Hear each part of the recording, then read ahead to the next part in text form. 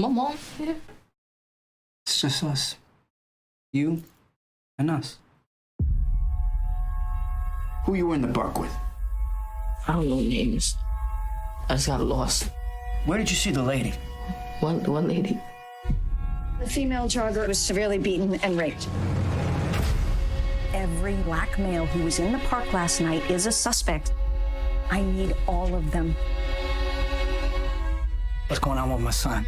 Your son was involved in a rape in Central Park. What? No, Wait a minute. Wait a second. They saw you rape the lady. I didn't see a lady or hit anyone. I didn't see any lady. Kevin. I didn't see any lady. I want to see my son right now. Right now. Whatever they said I did, I didn't. I know. Zoning on the road. Nothing in these boys' state matches the central facts of the crime. All we need is for one to tie this whole thing together. These tapes are not as clean as the state would have you believe. There is injustice happening here. There is not one shred of evidence. Imagine the frenzy of these teenagers ripping off her They clothes. are innocent of these They crimes. are guilty.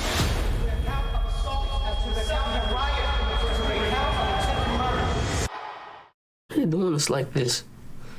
What other way they ever do us? And I haven't looked back I've been having these dreams. since I made I keep hearing these footsteps. And they coming closer and closer. That's me. Coming to bring you home. They said if I went along with it, that I could go home. And that's all I wanted. The police will do anything. Lie on us, they will lock us up, they will kill us. This is my life. I don't think we should admit to something that we didn't do. Okay, we keep fighting.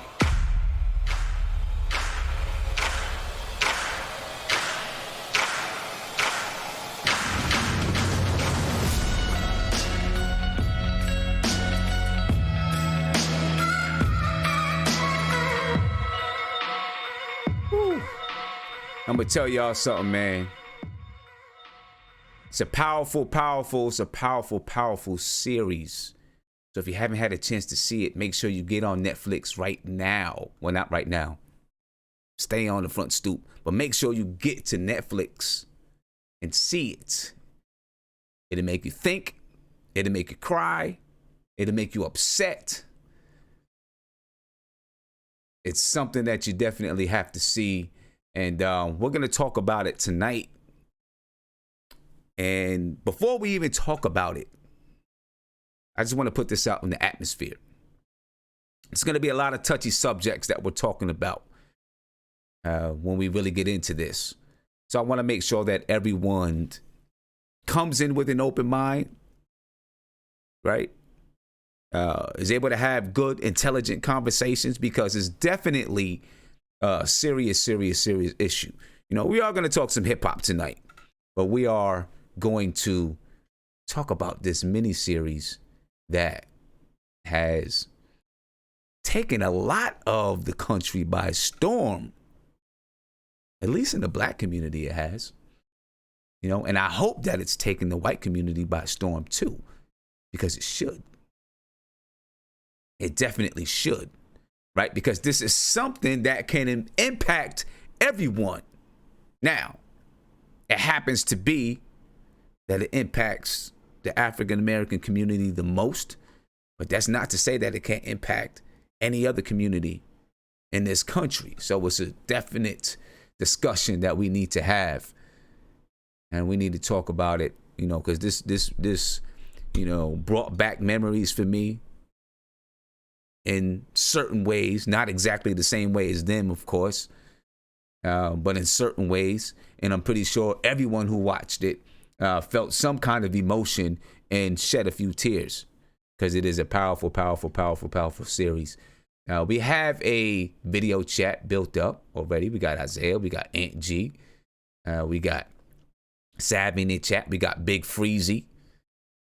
And I almost started off playing set it off by Big Daddy Kane just for Big Freezy.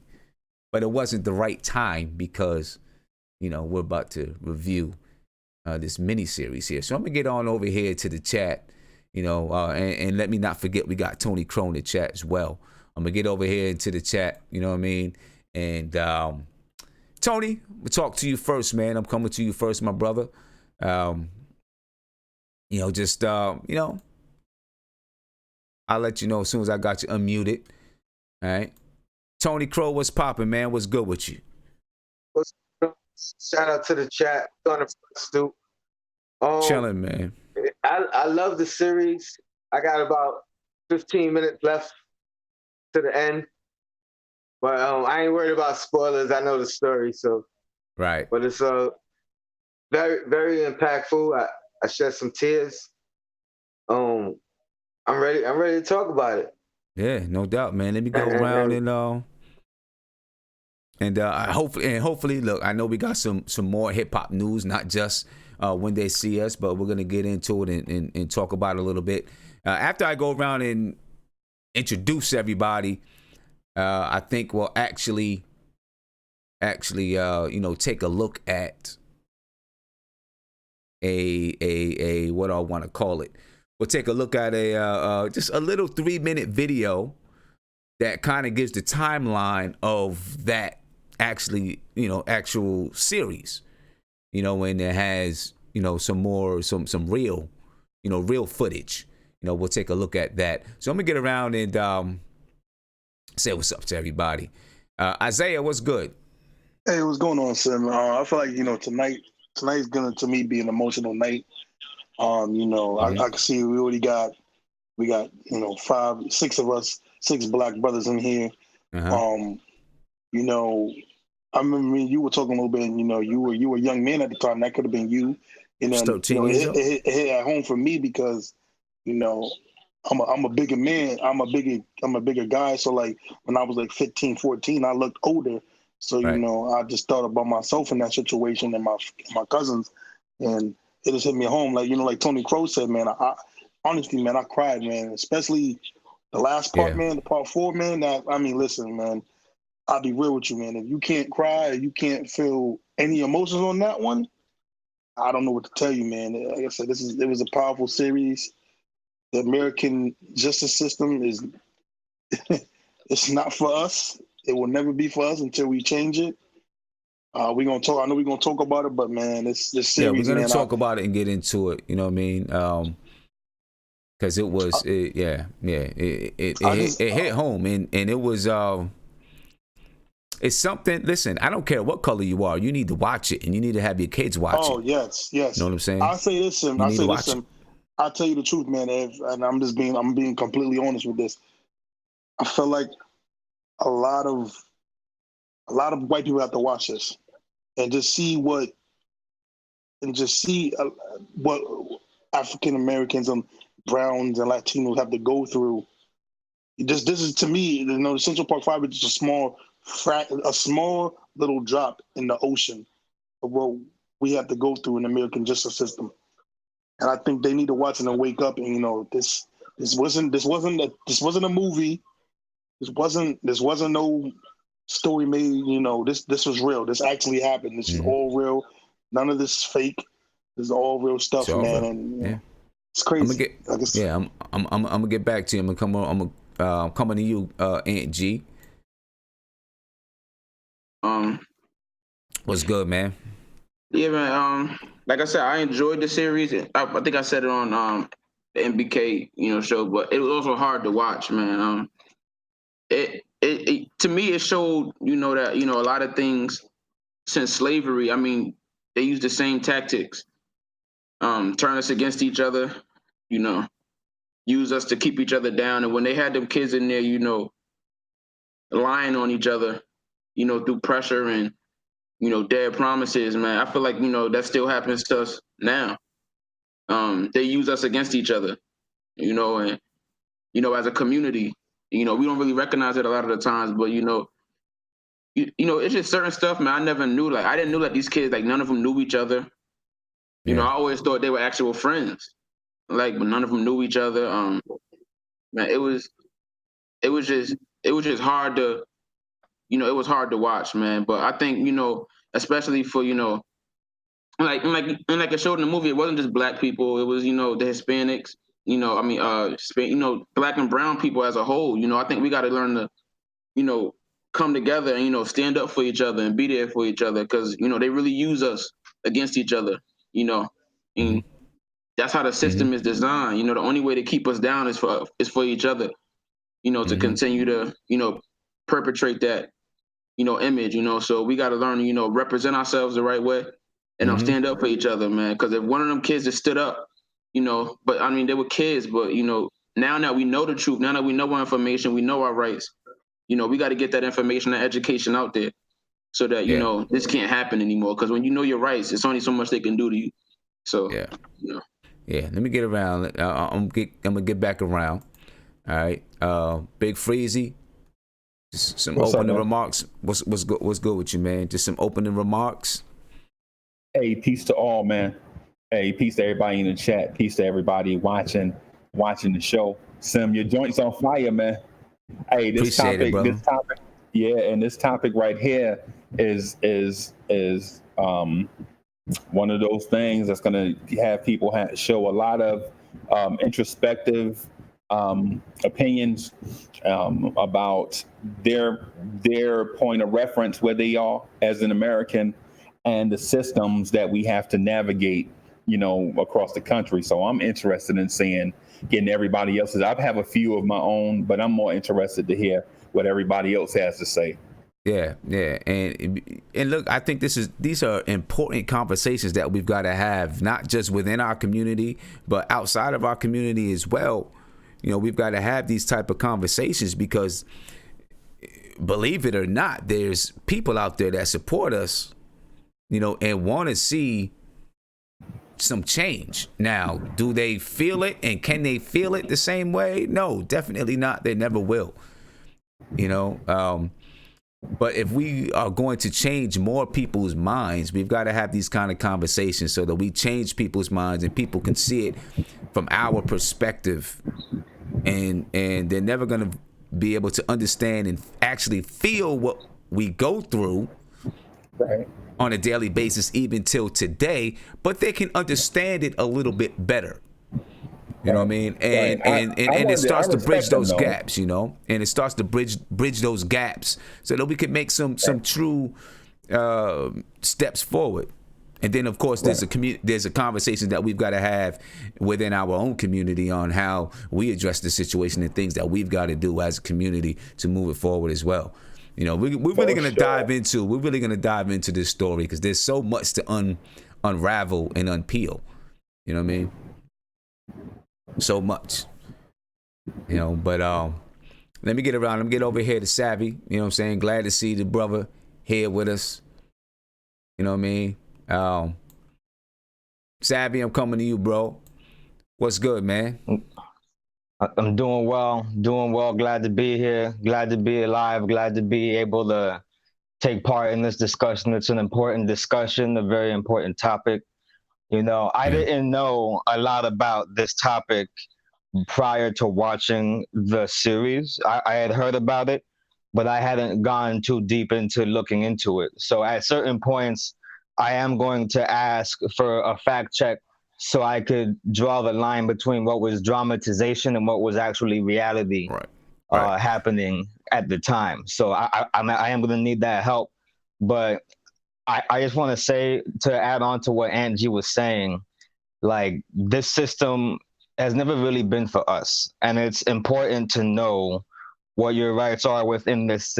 Isaiah, my bad, Isaiah said that.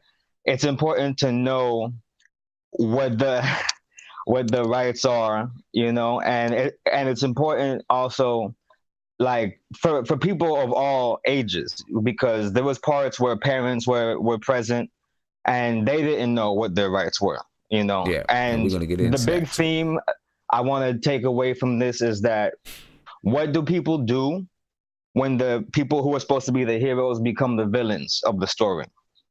That's the big theme I want to take away from this. Okay. All right. Yeah, no doubt. So this is what I want to do. Before we even get into heavy discussion, and I'm pretty sure there's going to be a lot of things that people want to say and want to get down to. If you can, I'd like you all in the video chat to take a look at the stream. Okay, I'm gonna have you guys on mute, but if you could take a look at the stream, because I'm gonna play a video, and the video is not gonna have words, so you're gonna have to read the words on the screen. So if you can, I'd like you to just get into the video chat, take a look at the video chat real quick. All right. There's a bit of a time delay, so yeah, I got that. There's a bit of a time delay, so you'll definitely get it a little bit delayed. All right.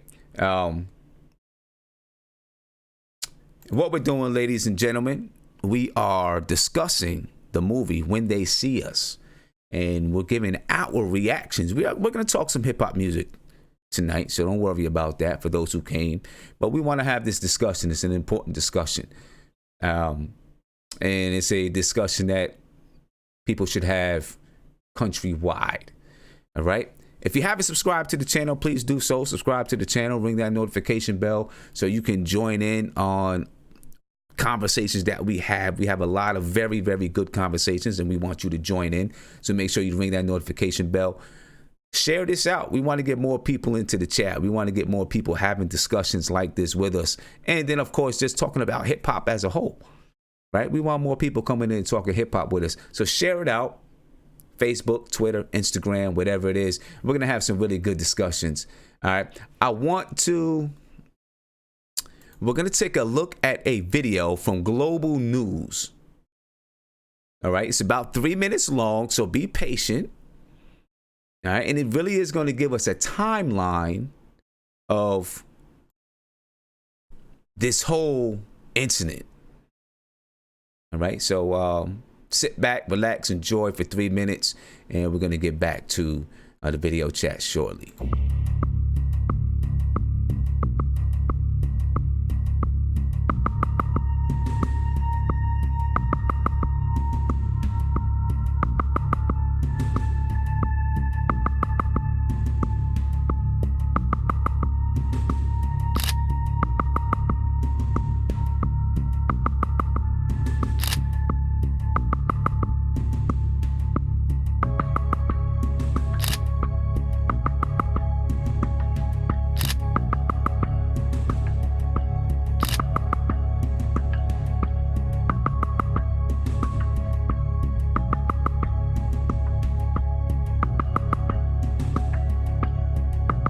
You saw those three people jump a lady jogger. I didn't see it, but I heard a lady screaming on her way down.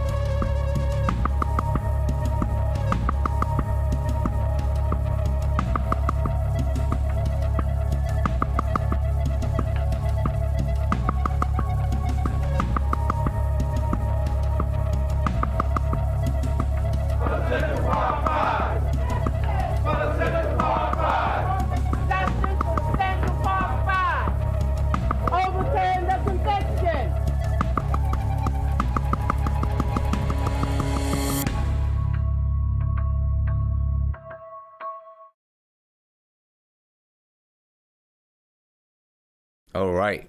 And that's an accurate timeline. That is the timeline of what happened with the Centralparkfive. All right. Each young man served time in prison, with Korey Wise serving the most time. And if you watch the series, you'll see that not only did he serve the most time, but he suffered the most abuse. But I want to rewind it back, though, and really start off in the beginning, when the young men were brought in for questioning. It was amazing to me how the police just disregarded the law. It really was. It was just amazing how they disregarded the law. Now, like Savvy is saying, I don't know how much of that was dramatization. You know, of course, there's going to be some dramatization there. Right? But they just disregarded the law as far as bringing these young men in, questioning them without parental consent, without a lawyer. Somebody there, if you see an officer, somebody needed to stand up for these children's rights, right? Somebody within that system needed to stand up for these children's rights, and it did not happen. I mean, that's despicable that it did not happen, but somebody needed to stand up and say, this can't happen. But it didn't happen. They colluded together to try to bring these young men down. That beginning part was very painful for me to watch. It was,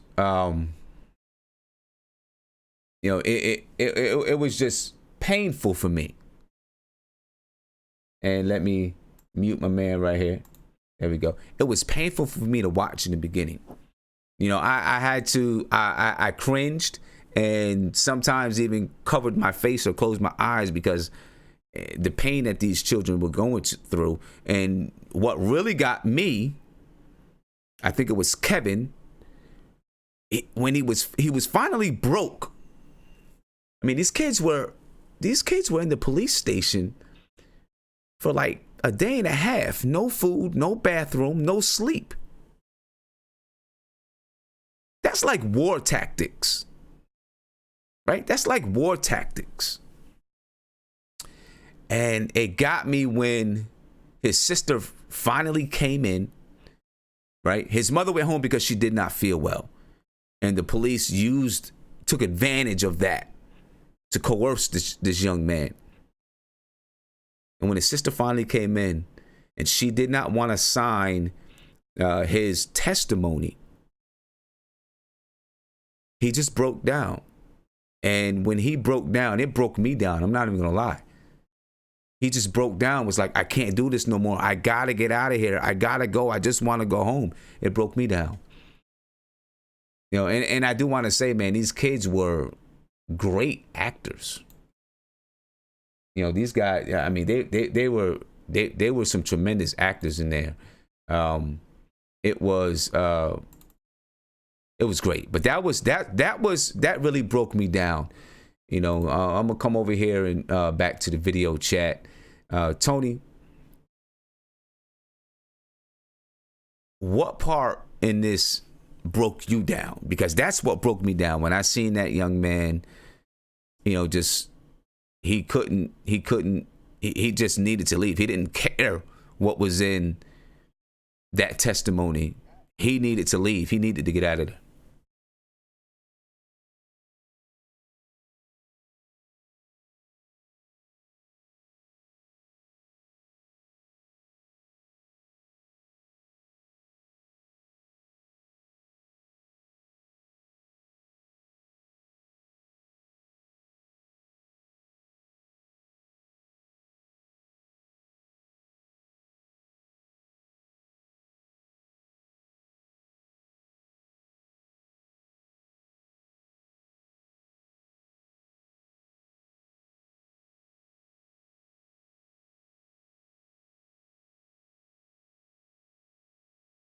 and you know, I didn't understand it, and that was the most disheartening thing.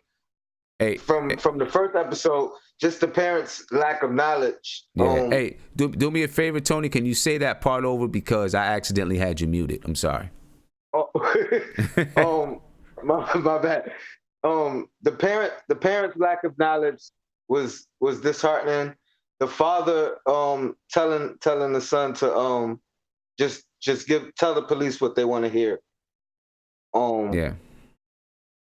It was tough. It was tough to watch.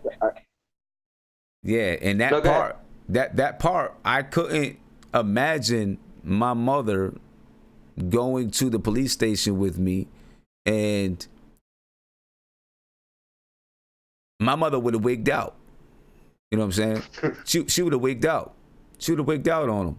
You know, if she tried, like I was telling you earlier, right?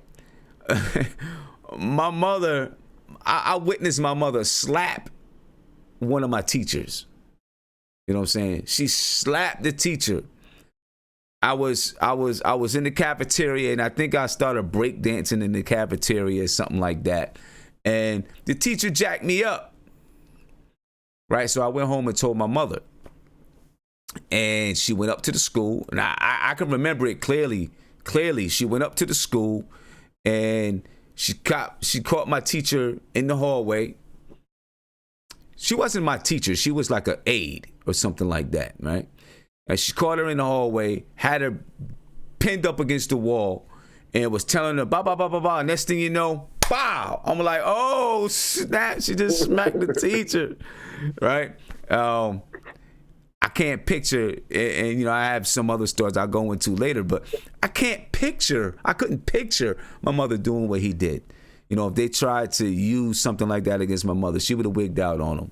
You know what I mean? You know, the lack of education of, you know, some of the parents was disheartening, but at least back then, I think people are a little more educated now, but also very true. You know, that there's a lot of parents that are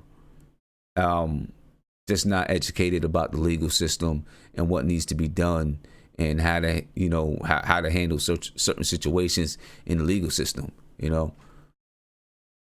Yeah. All right, Isaiah.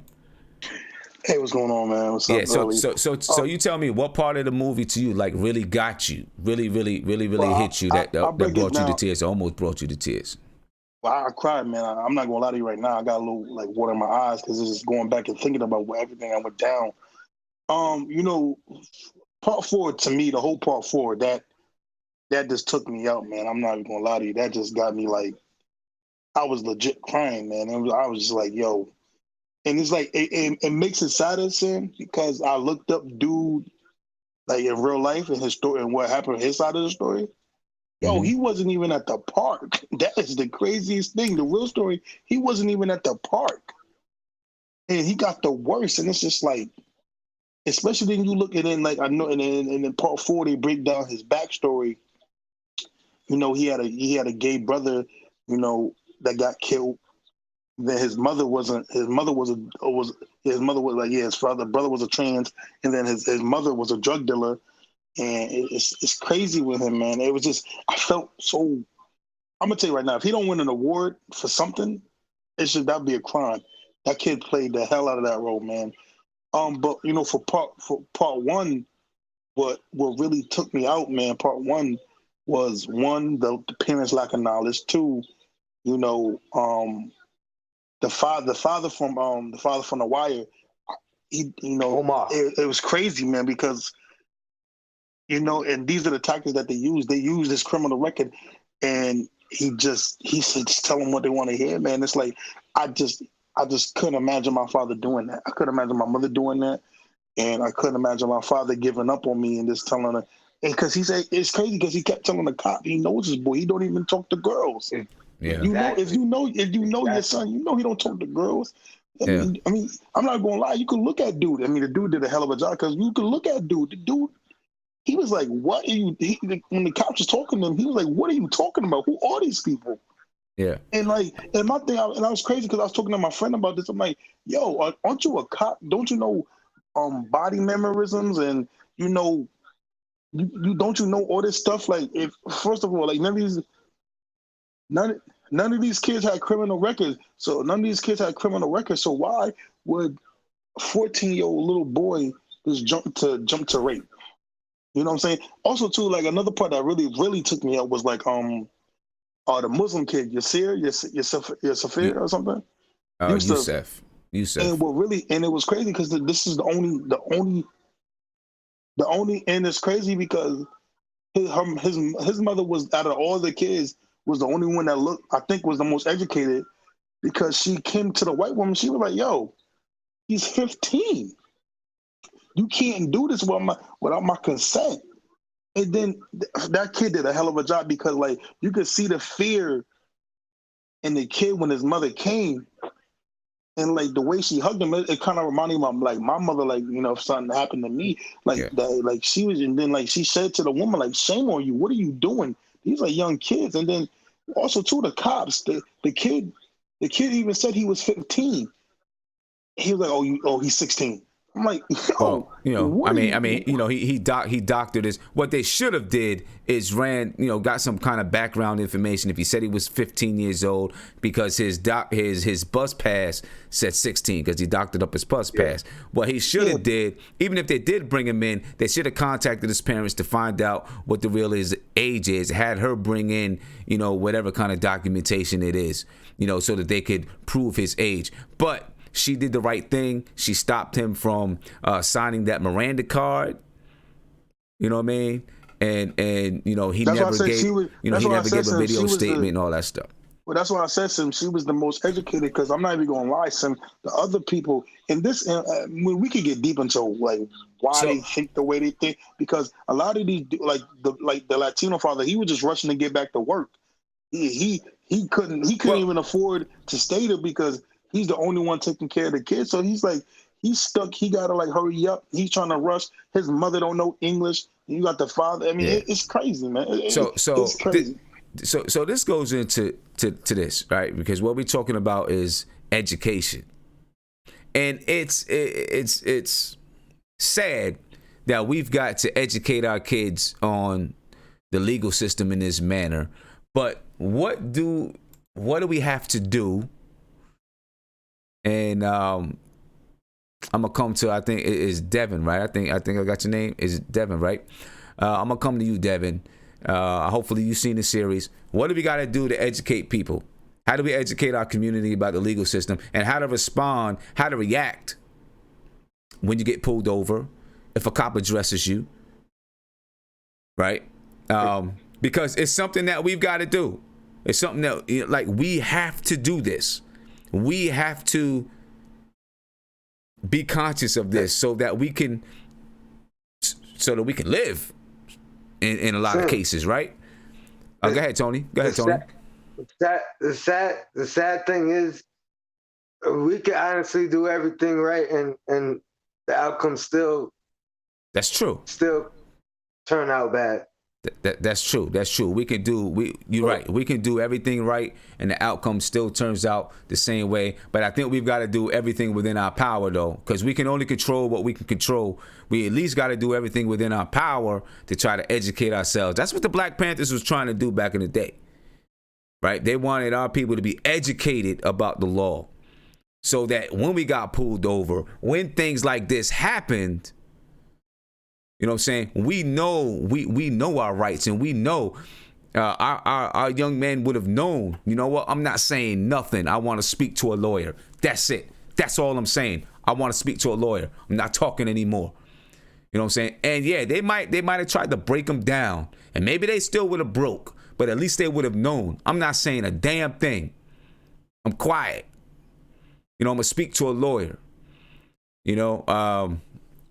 And then, of course, in our cases, we may not be able to afford a lawyer, but we've at least got to, be educated. You know what I mean? And it may not. You're right, though, Tony. It may not. It could have still turned out the right way. I would think that it may have turned out at least a little bit different In some cases, I mean, yeah. You know, maybe. I don't know about this case because they wanted to hang somebody. Didn't matter who it was. They was gonna find a way to do it because, you know, you got, you know, it's all in the news and blah blah blah and all that crazy stuff. But Devin, how do we educate? Yeah. How do we educate our community, man? And Tony, you're still live, but how do we educate our community? Well, I mean, I guess, you know, I was blessed. My mom is a lawyer. You know, she understands the law. And I mean, the first reason she said to us, like, why she did it was because, you know, my two brothers were born at the time. You know, she was like, well, I got two boys. I got to make sure they understand the law, and whatever they do, you know, whatever the, you know, trouble they get into, I can help them. So that was her main focus, you know, in doing that. So I know that was a real possibility, you know, as coming up. Like, that could happen because look at my mom. She went to a profession just to save us from any problems in the future. So right. I understood that. Yeah, I understood that real, you know, she was like an after school teacher and stuff like that as well. So, you know, I understood the reasons of understanding and knowledge and learning something, because it gives you some power. It gives you some cachet from you know, walking around in the street without anything in your head, just, you know, bumping down the block. It's a difference when you have a little knowledge. You know something's going on. You can be more observant, maybe avoid that situation altogether if you have the knowledge and wherewithal. You know, because I mean, I've never been in that situation, thank God, and I've been living in Brooklyn all my life, and you know, and in New York, and that stuff happens to everyone I know. You know, so yeah, I avoided those situations not by just luck. You know, yeah, a little bit of knowledge goes a long way. It does, you know, and I do see some people in the chat that say, I think, what was his name? Hopefully I say it right, Frequency, whatever. Hopefully I said it right. You know, you said, you said educating people about the legal system is a black problem. Why people don't even care about knowing their rights like that is because the law is not operating to protect people of color. You're right. The law is unfairly, is not just for people of color. Now, but I do still believe that educating yourself, understanding the law, understanding your rights, you know, can take you a long way, right? I'll give you an example. When I was 12 years old, right? My stepfather was a drug dealer, okay? And, you know, he would be back and forth from my house to, you know, where he lived or whatever. And somebody told the police this is where he is. So the police come banging at my door. Right? I'm like 12 years old now. And I lived in it's upstate New York. It's like a house, upstairs, downstairs. And not a single family house. There's two different families living in it, but there's an upstairs and a downstairs. And banging at the door. Boom, boom, boom, boom, boom. Right? My mother goes downstairs. She goes to the door. There's two detectives at the door. They don't have a search warrant, but they want to come in the house. She's like, no, you can't come in this house. I'm not allowing you to come into this house. She knew her rights. I'm not allowing you to come into this house. Right? Now, this is going to go into what Frequency is saying, though. Okay? This is going to go into what he's saying. To what he's saying. All of a sudden, my stepfather, he hears it. He grabs what he needs to grab. He jumps off the back porch, goes to another block. I hear in the hallway, all I hear is do do do do do do do do do do do do do. So I hear do do do do, pow. Right? They're smacking my mother, fighting with my mother. Oh. Yeah, smacking my mother, fighting with my mother to get into the house. Right? Because They believe he's there. He was there. And, you know, they don't have a search warrant, though. Finally, they subdue my mother. Right? Subdue her, arrest her, put her in a police car, come into the house, search. Now, he took everything he needed to take. He was gone. Search the house. Right? Nothing there. He comes back around because he's concerned about what's going on. Comes back around after he went and dropped off what he needed to drop off. They planted 2 staple boxes of cocaine in the bushes. All right, the cops did. They planted 2 staple boxes of cocaine in the bushes. Okay, he comes over, boom, they arrest him.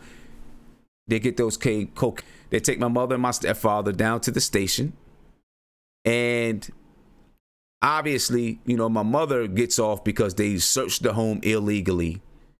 Right, so any charges that were against her were immediately thrown out. Although they did detain her and hold her for a week.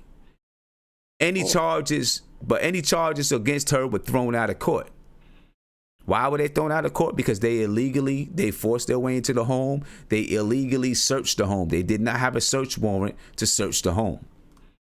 You know what I'm saying? So, you know, all of that for her was, she had no charges.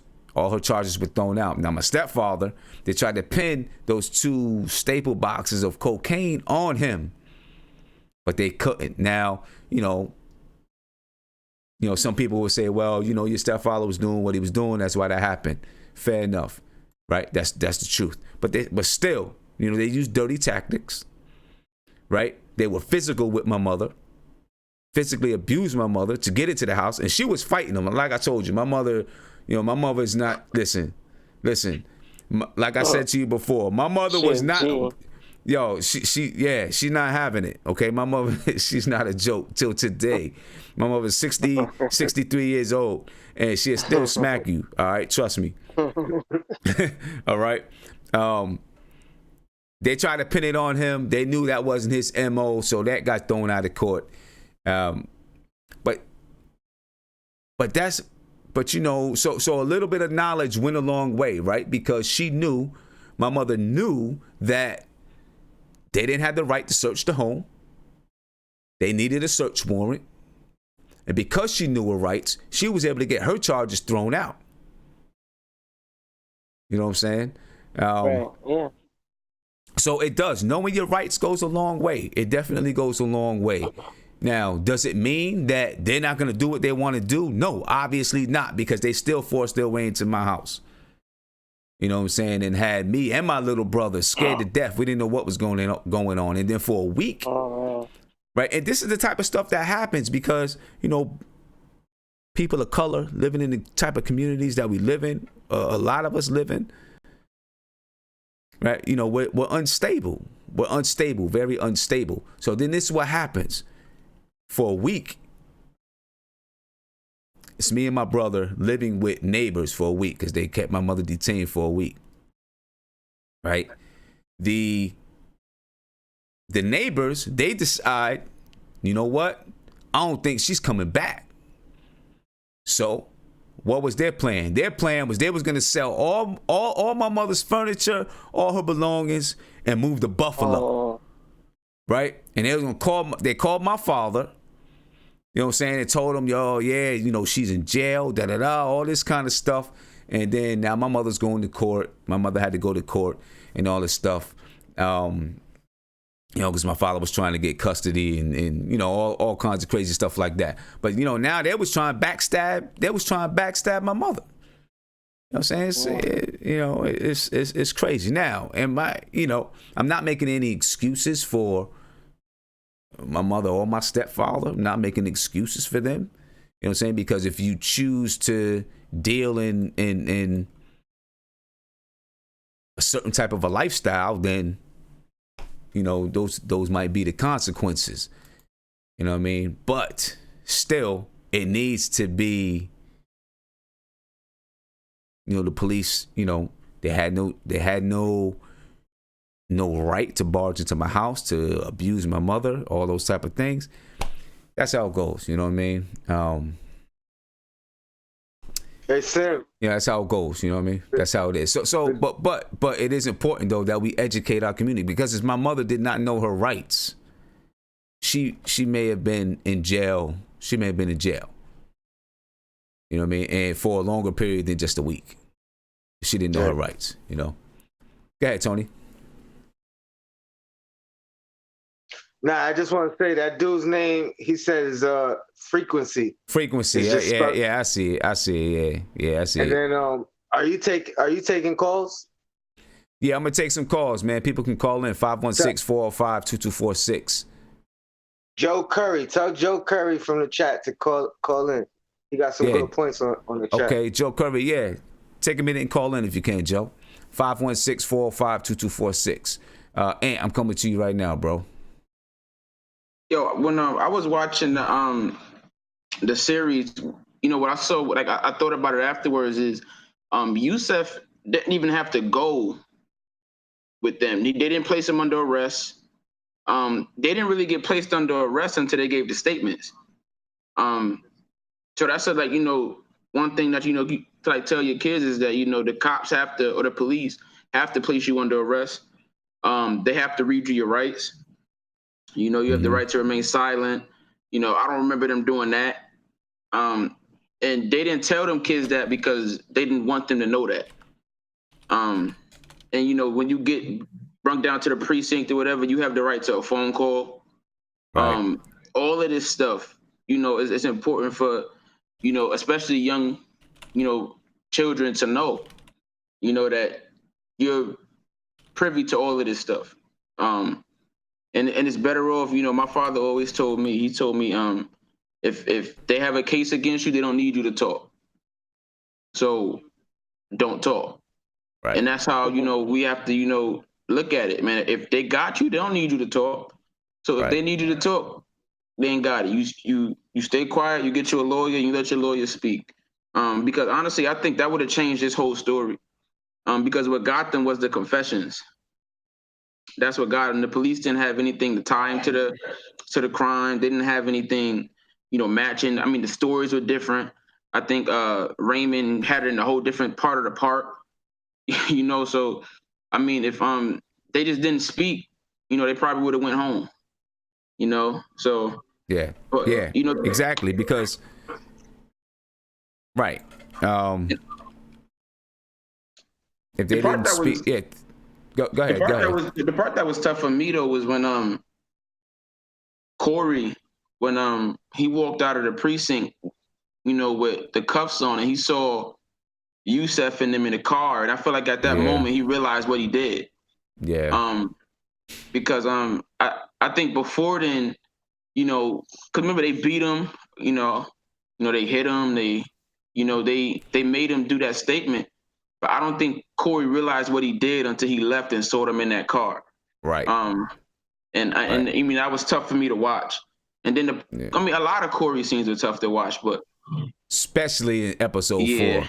Episode 4 was brutal, bro. And then when he was on the stand and they tried to make him read his quote unquote confession, and he was like, I can't read.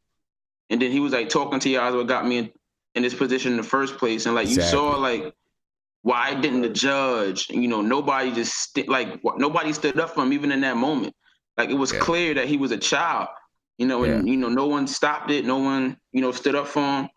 And I mean, that was tough. I mean, because he, you know, I don't know if he had a learning disability or I think I think he has a learning disability. But he clearly wasn't fit to be on the stand. He clearly wasn't fit to be given a detailed testimony about a rape. I mean, it was, you know, wrong on a lot of accounts. And then to send a child to Rikers Island, you know, they did the same thing to Khalif, you know, when he committed suicide.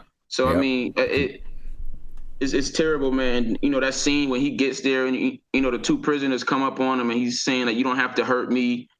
I mean, it was just tough, man, because he was a kid, man, and you know, it was tough, man. I think Korey was the toughest to watch. Yeah. And then when, you know, Yusef's mom said he didn't want Yusef to write to him, and I mean, it was sad. It was sad. Yeah, it was tough. It was tough. Freezy, I'm gonna come to Freezy, and then I'm gonna come to Savvy, and then I want to talk about Colin Kaepernick for a second because it relates to this, not because it's about football, because it relates to this. Big Freezy, what do you think, man? How do we educate our community, man? Because we got to do it, and we need dedicated programs. First of all, we need the parents got to be the first teachers, in my opinion, right? Parents got to be the first teachers and teach their children. Got to be the first teachers. The problem with that is some of our kids don't have parents that can teach them. Right? So when you don't have parents that can teach the children, then you need some kind of community programs in our communities, that are teaching these things. What do you think? Hey, well, for one, we have to make sure that the police department and the judicial system is neutral and don't have an agenda. It should just be law enforcement and not agenda enforcement. You know what I'm saying? So to help us get to these positions, we need to do things to neutralize these things. Like, for instance, I'll give you an example. So New York elected a black mayor back in the day named David Dinkins, right? And David Dinkins called out the police force for these exact same things that we're discussing right now. But what happened was the families and the supporters of the police department went out on rallies and marches and all this thing saying that the mayor of New York is backing criminals. And the minorities and the other side of these things that were being mistreated by the police department didn't show up for anything. They didn't show up for anything. And what happened was the next election, David Dinkins lost. So instead of showing up for somebody who was supporting the minorities and their communities and such, the minorities sat back. It was the lowest attended election in years, right? And we had the opportunity then to support David Dinkins, and we didn't. And he pointed out these exact same things. And to another thing, what we need to do is have representatives in place, minority representatives in place at these police stations, stationed there to ensure that whoever walks through the door is going to get fair treatment. I mean, look, the body camera thing is one thing, and I think it goes a long way. But we also seen Rodney King get beat on camera and have everybody that swung a blow at Rodney King get go to court and they will wind up found innocent, even though you had video evidence showing these guys. So what we have to do is stop being afraid of law enforcement. Stop being afraid of the judicial system. Show up to these places in numbers and protect our community. Like for instance, you don't have to know the entire law code of the state of New York and the federal government, the United States of America. But what you should know is laws that protect you once you get into a situation where you have to come in contact with them. You know what I'm saying? Like for instance, we should already know that it's not right for the police to beat your kids when you get in there. So if you have somebody present, soon as they don't have to be your kid. Say for instance, me and Tony Crow and Isaiah can take shifts. We just stay there for like 4 hours. Whoever walk in the door, we there. We like, no, listen, I'm gonna be an advocate for whoever this person is that's coming in, especially if they a person of color or minority or whoever, and don't have the necessary means to protect themselves until all the facts of the case come out, until a lawyer is wound up being present. We have to do these things because what happens is a lot of situations we go in blindfolded by ourselves. It's dropped in our lap. Like for instance, the parents of those kids had no idea that the day they woke up, their kids was going to be going down to the police station. Right. No idea. But if you have advocates in place there, you know what I'm saying? So when your kids go in, to at least say, hey, listen, you don't have to say anything. Can we get these kids some water? This kid needs to use the bathroom. Don't put your hands on these kids. Why is it 4 people in here when you only need one person to talk? Why are you trying to intimidate these kids, coerce these kids and such? You know what I'm saying? It's these things that, and you know what else? Showing up to elections. People wonder why, these laws always go against us when we need these laws. It's because in early November, when these elections come out, when it's time for us to vote, We stay at home. We watching Martin. You know what I'm saying? The rest of the country is there. You know what I'm saying? Trying to make a positive impact for the country. And people can get disgusted with me saying that we don't vote, but when only 31% of your population show up in an election in a good year, that says everything to everybody else. They say the community don't care because they don't show up for big stuff. I hear you. Yeah. I'm gonna come to Savvy. What's up?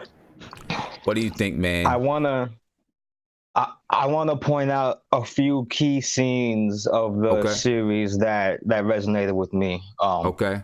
In episode 1, I became very upset with Raymond at first because he was the first one I felt like that started snitching on everybody, like lying on everybody. But then I remember that this is a child. This is a kid that is scared. He's being intimidated. He's been separate. His father couldn't be there to support him. And his grandmother didn't have the language skills to properly support him, and they were able to easily remove her from the room. And there was a lot of classist themes. If these people had been much more affluent, right? I felt like things would have gone much differently, even if they had the same lack of knowledge about what their legal rights were, because there's a clear classist disadvantage to all of their abilities to be there and advocate for their children's rights. I want to talk about, I think it was the beginning of episode 2, I actually wrote down this quote. This journalist was writing up a treatment about how to cover the trial and the Centralparkfive, and the spin that they put on this is very telling to me about how our community is perceived back then and even now. He said, details didn't matter because there was no script. They were coming downtown from a world of crack, welfare, guns, knives, indifference, and ignorance. They were coming from a land of no fathers, from the wild province of the poor, and driven by a collective fury brimming with the rippling energies of youth, their minds teeming with the violent images of the streets and the movies. They had only one goal: to smash, hurt, rob, stomp, and rape. That sort of a treatment by a journalist, that sort of perception, that narrative being driven in the media, I feel like is emblematic. It's symbolic of how we're perceived through time and still to this day. Before the trial had even taken place, just because they were the suspects being put on trial, they already had made up their minds about these kids. I want to talk about how the best that one of the mothers could do was her former divorce attorney, that she was still paying for a long time down the line, that really couldn't do too much to help her.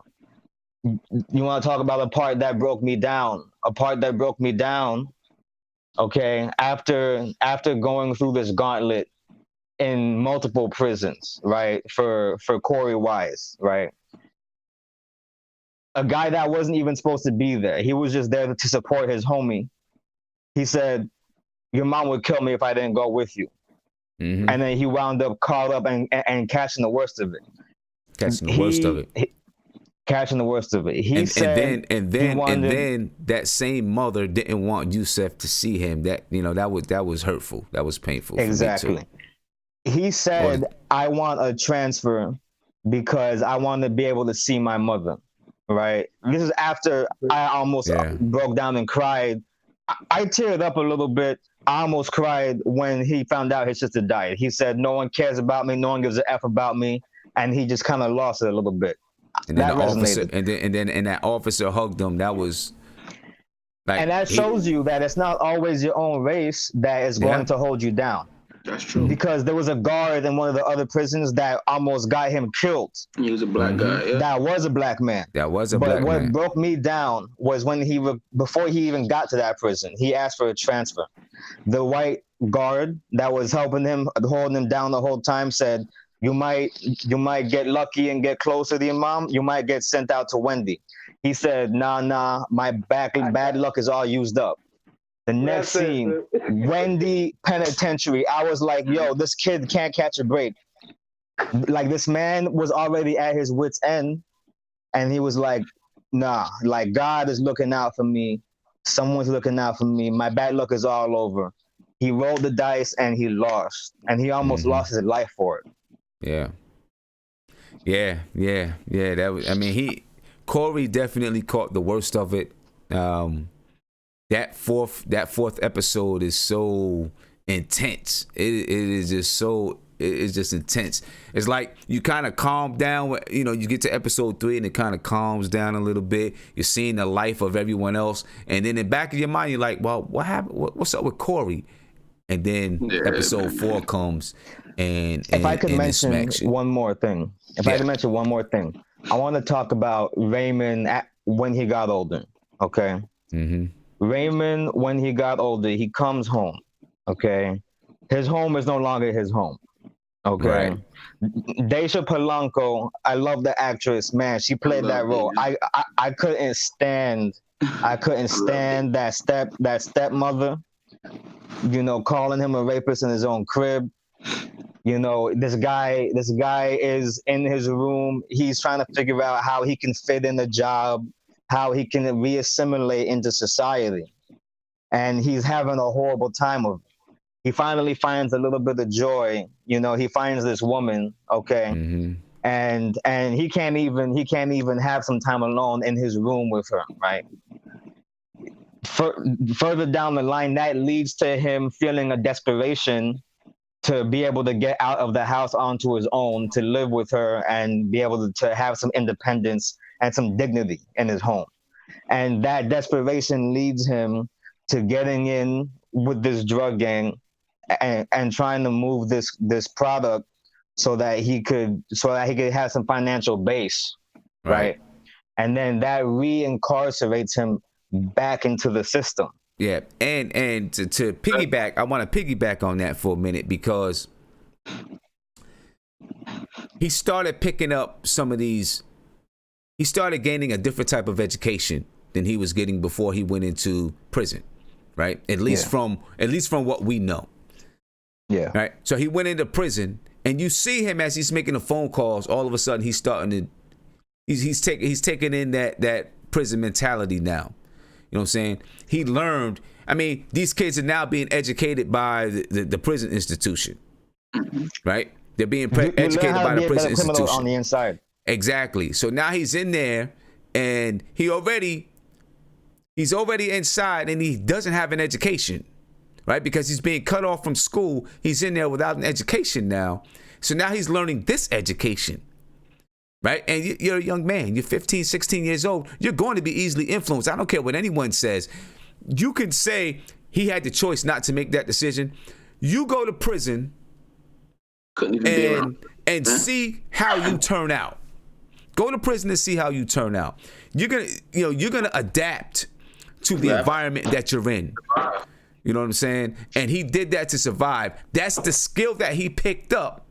So now when he felt the pressure, just like I teach my girls in basketball, you got to learn the fundamentals. You got to learn the right skills.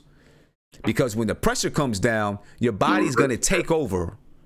And it's either going to have good skills or bad skills. It's the same thing in life. You know what I'm saying? You got to learn good skills. So that's the skill that he learned. So when he got a little bit of pressure on the outside, that's the skill he went to. That's what he knew how to do. And it sent him back. Right now, I believe he lives in Atlanta now, and I think he lives in Atlanta, and he owns a clothing company or something like that, right?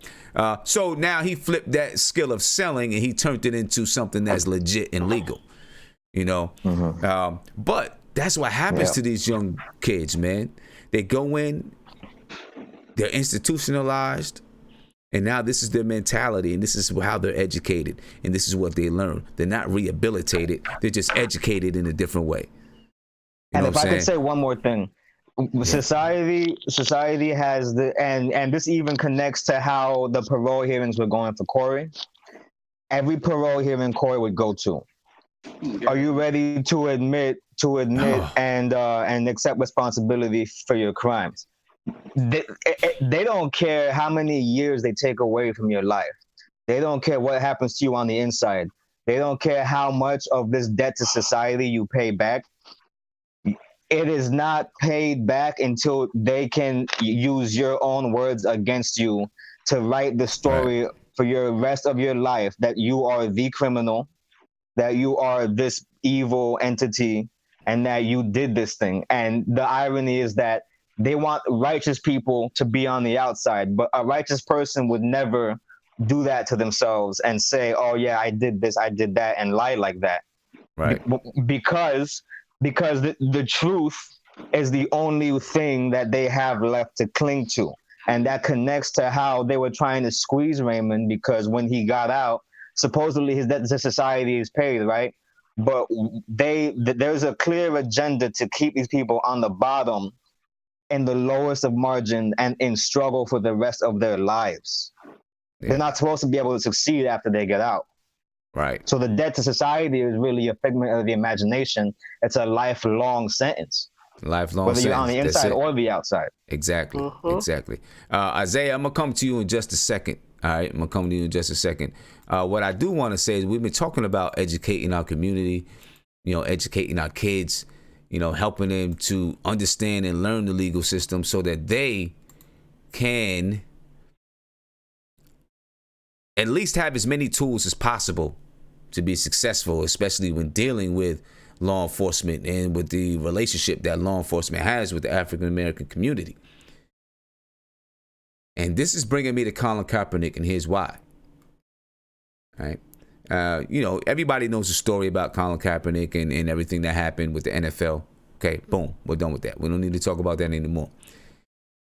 Colin Kaepernick has funded what's called Know Your Rights Camp. These are the type of things that I think needs to be done. It's called Know Your Rights Camp.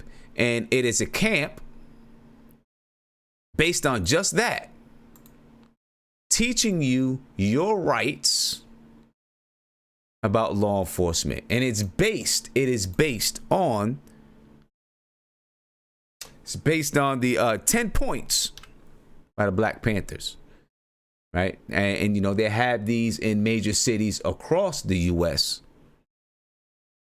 Right? They have these camps in major cities across the U.S. I sincerely hope that it continues to be a camp that continues to go year after year after year, because it's needed, and we need to continue to educate children. Know Your Rights Camp. It is a free campaign for youth founded by Colin Kaepernick to raise awareness on higher education, self-empowerment, and instruction to properly interact with law enforcement in various scenarios. Right? 10 points. You have the right to be free.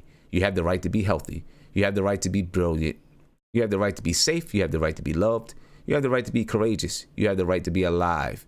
You have the right to be trusted. You have the right to be educated. You have the right to know your rights. Right? This is important. Very important. You look at the cities that had Know Your Rights Camp in Miami, New Orleans, Chicago, New York City, Oakland. They had it in Baltimore. This is something that, and listen, there's resources right on the website. If you want to educate your children and you don't have the resources or the knowledge to do so, you can go to the knowyourrightscamp.com, I believe it is, and download some resources so that you can educate your family or yourself if you need to. All right? Or yourself if you need to, because it's very, it's important and it's crucial. If you want to call in and get in on this conversation, please call in 516-405-2246. It's an important conversation. We're going to continue the conversation. We got a little bit more to talk about. Then we are going to get into some hip hop. I'm just going to ask you for a favor. Subscribe to the channel if you're not subscribed. Share this out right now. Let's get some more people in this conversation. We need more people in the conversation. Share it on Facebook, Twitter, Instagram, wherever you can share it. Try to get some more people in here. I want to hear more people talk about this. I want to get more people's opinions. Right? Because the more we're able to get your opinions, the better we can come to solutions. Isaiah, I'm coming to you right now, my man. All right. Go ahead, man. Two things, Go ahead. you know, one about the education, man. You know what, man? I think as a community, I think as a community, we have to let our people know that there's more than college to explore your knowledge. You can go to the library. You know, I think YouTube's a great app nowadays. You know, you can Google search stuff. And like you said, you got, you know, Colin Kaepernick's website and, you know, educating ourselves. Because I think a lot of people, and so maybe even old school, I can't even speak for them, but maybe old school people think that, you know, you learn your education in school, and, you know, school is just a tool to, you know, get you access to the education. But you can get access, you know, going to your local libraries or going to your big libraries, going downtown, you know, to the big libraries and learning stuff, you know. I think that's really a good way for us to educate ourselves, you know, and learn. And like, you know, for your mother, you know, your mother's a strong woman, man. My mother would have been doing the same thing. My mother would have had one cop in a headlock, and she would have been kicking the other one in the face. You know Trust what I'm me, saying? I didn't see exactly what, you know, what she was doing. You know what I'm saying? Because I was in the house. I could only hear it, right? But listen, I know my mother. I'm pretty positive she had somebody in the headlock. I'm pretty sure. Yeah. most deaf. But, you know, also too, man, I'll tell you a scene, a scene in part 4 that really got to me. And what really got to me is when Korey got to Rikers Island and the officer was like, yo, if you need something, let me know. And this kid is an amazing actor, man. He was like, what? What's that mean? Yeah, and it's I like, remember that. You know, he and it's crazy because it's like you send him to Rikers, and it's like he don't know none of this prison talk. He don't know none of this. He don't even know what that means. It was like, and it was crazy because like the officer got him beat up for some cookies. I'm like, yo, and I'm just like, yo, man. And I'm like, I'm thinking, and then it's crazy because when he gets to the infirmary, the black woman knows it's wrong. She knows that it's wrong, but she can't do nothing because they caught up in, it's crazy. I did my job. But, you know, also, too, this goes back to that case with the kid with the backpack. This kid literally killed himself. You know, with the Jay-Z case, this kid literally killed himself. And I'm really happy that Rikers Island is closing. I think it's going to be in 2027. I think Rikers Island is going to officially be closing.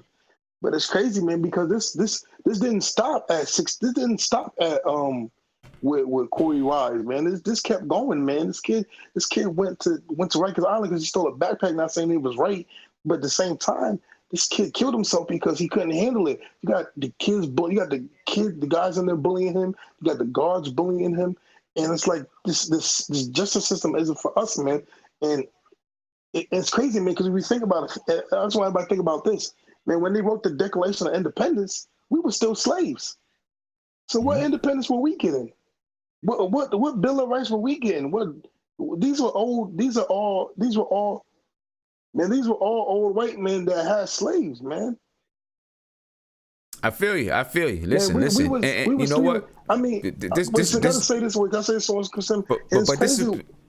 And what really kills me with people, man, and this isn't all white people, man. This really isn't, because again, we all know great. There's a lot of white people that are really great people, but you know what really kills me with them sometimes, man, is that they'll say stuff like, "Oh, you know, get over it. Slavery was only 150 years ago," or they'll say like, "Oh, the civil rights, that's over." But it's like, no, man, this stuff isn't over. People think time is this long thing when time is only a split of stuff, man. 150 years ago, we were a black man, not a black woman, because she was nothing. A black man was only was what, 3/4 of a person? But listen, this is what I'm gonna say to that. This is what I'm gonna say to that.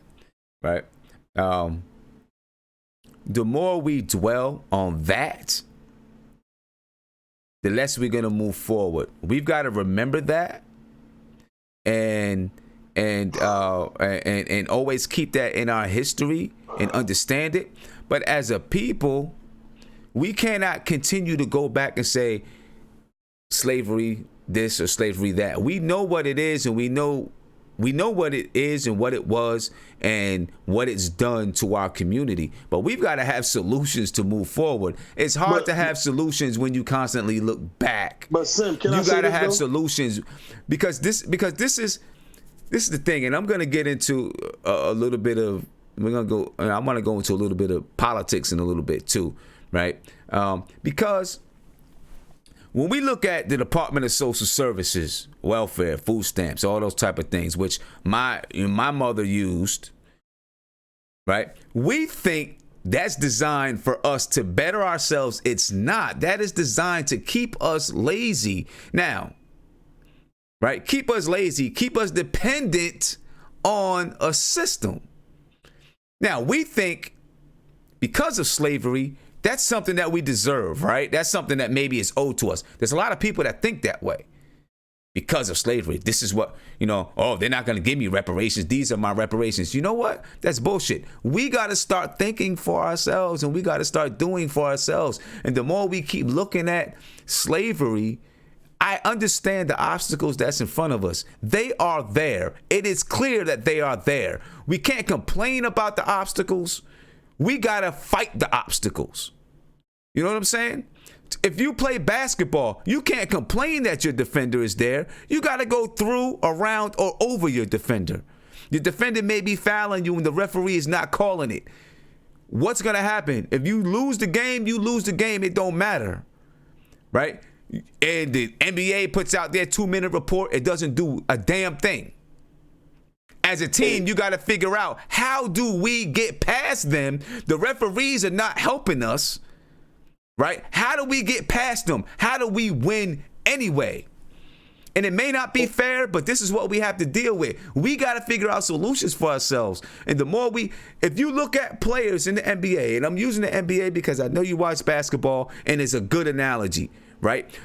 If you look at players in the NBA, they may be getting fouled. Dennis Rodman would do it on purpose so that he can get somebody upset. And what happens? The person that retaliates, the person that can't get their mind together and be mentally strong enough to fight through being fouled and all that crazy stuff, they get kicked out the game. They lose the game. Maybe they get suspended for 2 games because they did something foolish. That's what happens to us. You know what I'm saying? We gotta figure out how to get past it as a community. We gotta be able to educate ourselves. We gotta have our own businesses. We gotta have our own schools. And I'm not saying segregate. That's not what I'm talking about. But we gotta support our own communities. That's what I'm saying.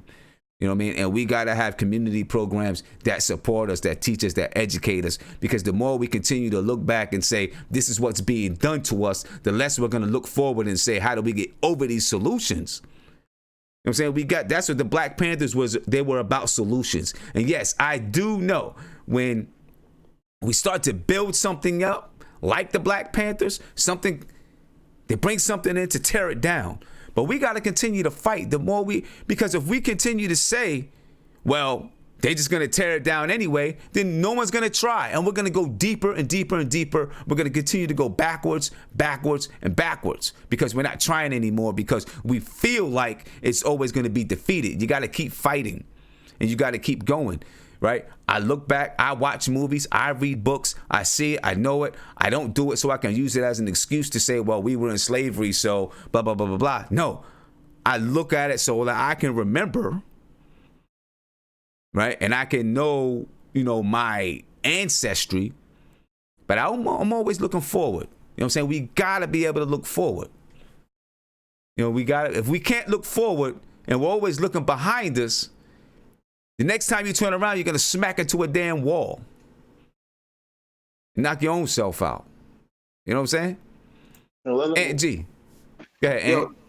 So, I agree.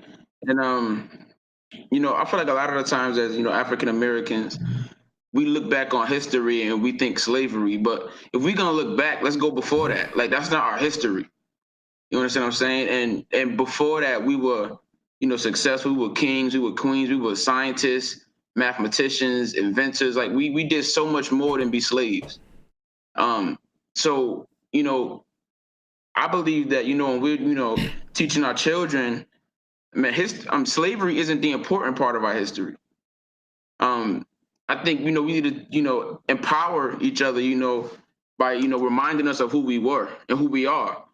So and like it's like there's no power in asking for a handout. Like I think we don't need handouts. All we want is to have an equal chance. That's it. We just want you to start at the same line we starting at. And that begins with schooling and resources in schools and education and healthcare and that kind of stuff. Just giving kids an equal shot from the jump. If you go to an inner city school, I work in the schools. I help tutor kids. That's my day job. So like in like an inner city classroom, it's like 30, 32 kids. But if you go to a suburban classroom, it's like 18, 19. And it's small stuff like that you notice that like children of color aren't given an equal start. They aren't given an equal opportunity to succeed. So like you said, we need to support each other, teach business, entrepreneurship, begin to own land. Our dreams have to be more than just surviving, or working a 9 to 5 and living paycheck to paycheck. Like, I think it starts there. It starts within, asking somebody that, can care less about you to help you get out of the situation you in is never going to work. So I think the only way for us to, elevate as a community, is to just do it ourselves. Asking for someone to help you. I mean, at this point, we've have, hundreds of years of evidence that shows that if we waiting on someone that runs the government to get us out of our situation, it's not going to happen. So, I mean, even having a black president, he couldn't even get us out of it. So we got to do it at the grassroots in our communities and our schools. That's the only way to do it. And the only way to do it is to be persistent and to start loving ourselves. And we got to love the person that sits next to us. All this, drugs and all this killing that we doing, fighting over blocks that we own no property on, all of this stuff, we got to start there. That's where it starts. And the reason why the police can do what they do to us is because we fighting each other. So we're not even unified for a cause. So, we giving them bullets to shoot us with. You understand what I'm saying? Because we give them reasons to come on our blocks. We give them reasons to stop and search us, stop and frisk. We give them reasons to do this stuff because we promote behaving like an animal. We promote rapping about killing each other. We promote about, victimizing our women. We have to start promoting, healthier ideas. We have to start promoting healthier versions of ourselves. And then I think that's when things have changed, man. But as long as, the biggest people in our communities, the most successful people in our communities are the ones that are doing the ignorant stuff, then, it's never going to change. So we got to start promoting the people that are doing positive, not people that's, promoting the negative stuff and just going on Instagram and dyeing their hair and doing stupid stuff. We got to start promoting that because the children are going to follow what they see is what's successful. And the reason why children are doing some of the dumb stuff they're doing is because they see that works. That gets clicks, that gets likes, that gets views. So I'm going to do something stupid too. And we just keep this cycle going of ignorance, So we got to change that. And I think we'll be good, man. But we got to stop expecting handouts because they ain't coming. Yeah, ain't coming. Hey, I'm gonna come back. I'm gonna come back to the chat real quick. If you guys can listen in, I'm going to play the Centralparkfive. They did a little interview, just kind of. I just want to play this to kind of wrap it up. All 5 of them together. You guys will be able to see it if you're looking at the stream. All right, and then I want to talk a little bit about what we heard in this video. I want to talk a little bit about the $41 million that they received. And what does that? Obviously, I mean, I remember a line by Jay-Z. He says, I forgot what song it is. I don't remember. And he's talking about getting some kind of a car or something like that. And he asks, how do you equate your pain?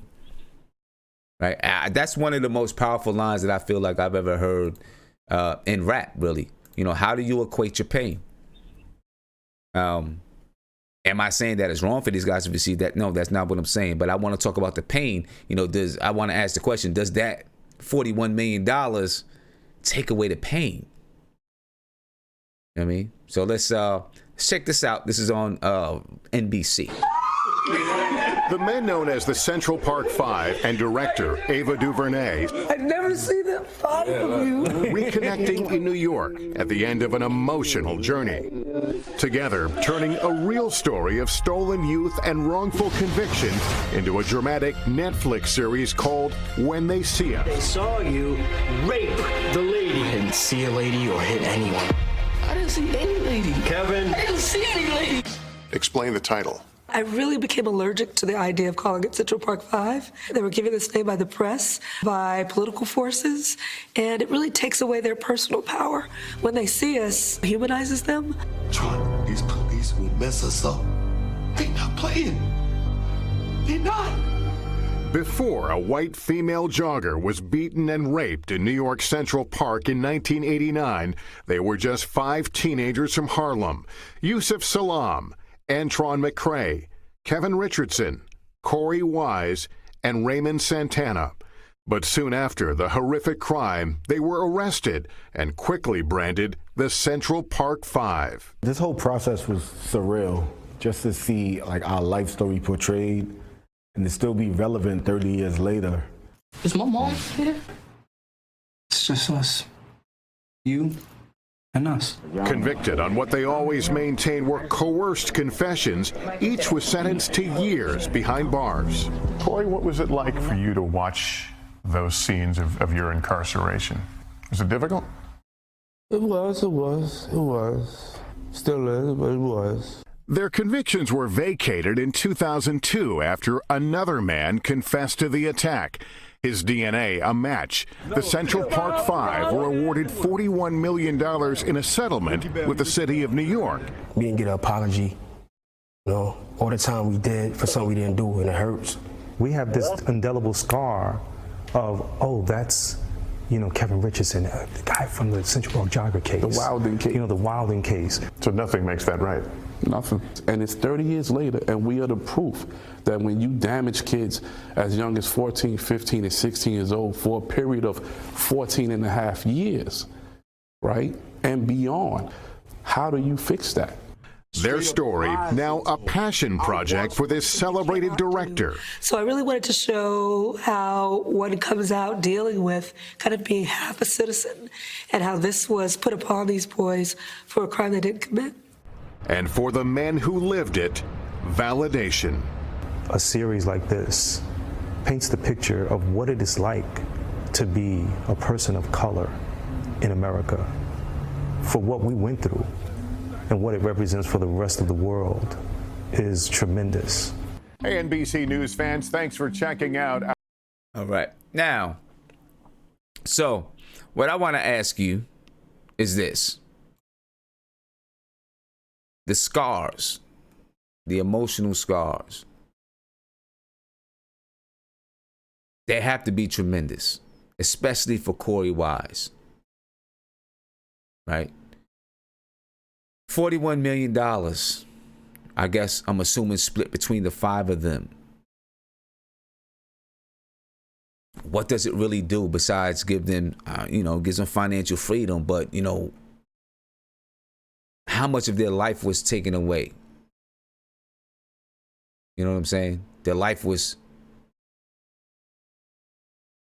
teenage years was taken away. Precious memories that they would have had and should have had as a teenager turned into horror stories. Caller, you're on live, man. It's the Front Stoop. What's good? Hey, what's good, Sam? It's Edwin Hunter, bro. It's the first time calling you, but I'll be in that chat, man. Yeah, I appreciate you, bro. I appreciate it, man. Let me ask you, man, $41 million for what they suffered through. Man, listen, That is, Sim, you know that's not enough, man. I mean, you can't put a price on that, man. And I grew up on Strong Island. You know, people don't really put that as a borough, but you know, you see, you know, I had a pops that moved out of the hood, and you know, I grew up in a little white neighborhood for a little bit. But you know, even on Strong Island, when you grow up in like on my block, on my grandma's block, I mean, just, you know, I was born in '79, so you know, you've seen the '80s and the '90s, and just how many different elements. You know, you got to watch yourself, man. You know, you got people. I mean, my little sister got addicted to crack, man, and that should have never happened. But there's so many obstacles. You know what I mean? Mm-hmm. But I remember that growing up, man. I remember seeing that, and I remember the way it was portrayed. The way it was portrayed, it was like, you know, like how the movie was. It's like, oh, these animals, you know, these kids. You know, I didn't even know they were younger than me, because I guess they said some of them are 36. I'm 40 right now.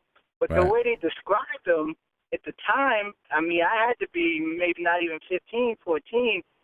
It felt like these dudes were, you know, grown-ass men, you know, maybe some type of gang-related, you know, just acting crazy, like they, you know, they really, you know, you almost felt like they did. I felt like they were guilty before they were even tried. You know what I mean? You already had you already saw them as guilty, and it's fucked. I mean, excuse me, I won't say that. It's screwed up because they are us. You know, same young brothers. You know, they probably listen to the same Yo MTV rap, probably wearing the same gear. You know, whatever you were doing at that age, you was messing with comics, or you know, playing basketball. You know, just good kids just trying to survive, go to school. You know, me growing up, I was always, you know, I didn't have to go to church all the time, but I went to, you know, Sunday church or Wednesday Bible study, and then, you know, just being a kid, man, playing laser tag. And these kids got caught up in the wrong situation, but before they even had a chance to be vilified, I mean, before they even had a chance to be innocent, when they were innocent, they were already villains. You know what I mean? Exactly. So exactly. It was I mean, watching that show, man, like I seen that, I was like, man, I can't even watch. I had to pause, man. Like I want to watch the whole 2 episodes, and I had to take a pause because I was like, man, you know what I mean? Like that could have been, because even growing up on Long Island, we go to the city, we go to Jamaica, Queens, you know, we got the LIRR. Anybody on Long Island, even city, you know, you got the LIRR. So you know, you hit that.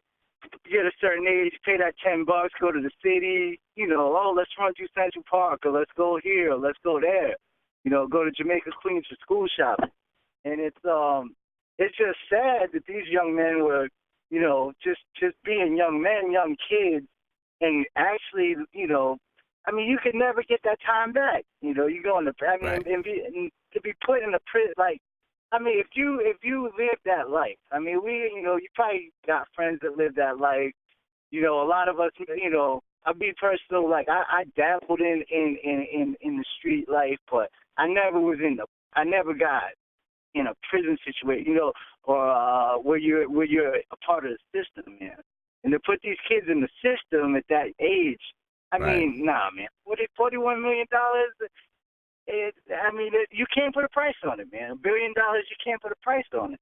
And then just the way the whole media and, you know, I forgot how Donald Trump kind of, you know, they had a couple clips with Donald Trump, how he's like, oh, they're animals, give them the death penalty.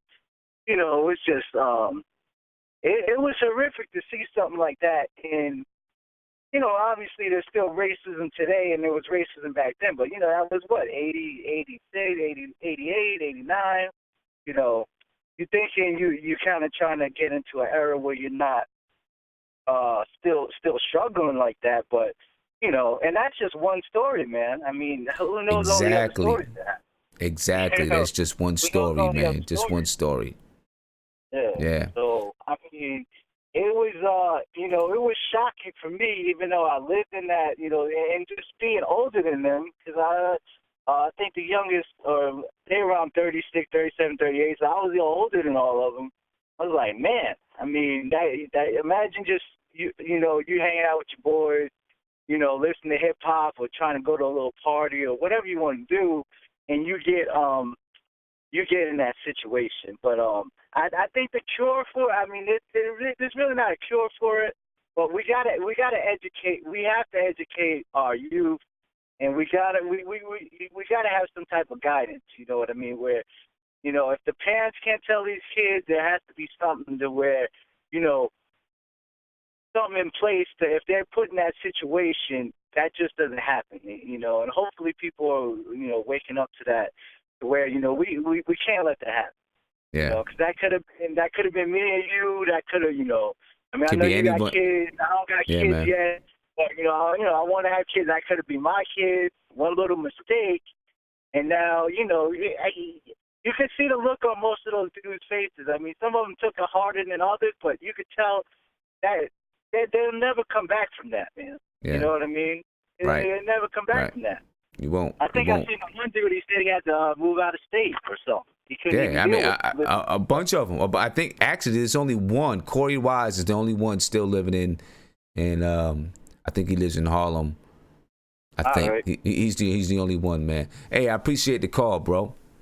Yeah, man. Hey, I appreciate the the topic, man. And it's a real topic. I think it shouldn't be something we just talk about today or tomorrow, a couple months. It needs to be a dialogue, and it's not like we could just figure it out. But we all need to try to get some type of stance on this, so Do that something. doesn't happen again. Yeah, exactly. Take a little step, whatever that little step is for you. A little step. Yeah.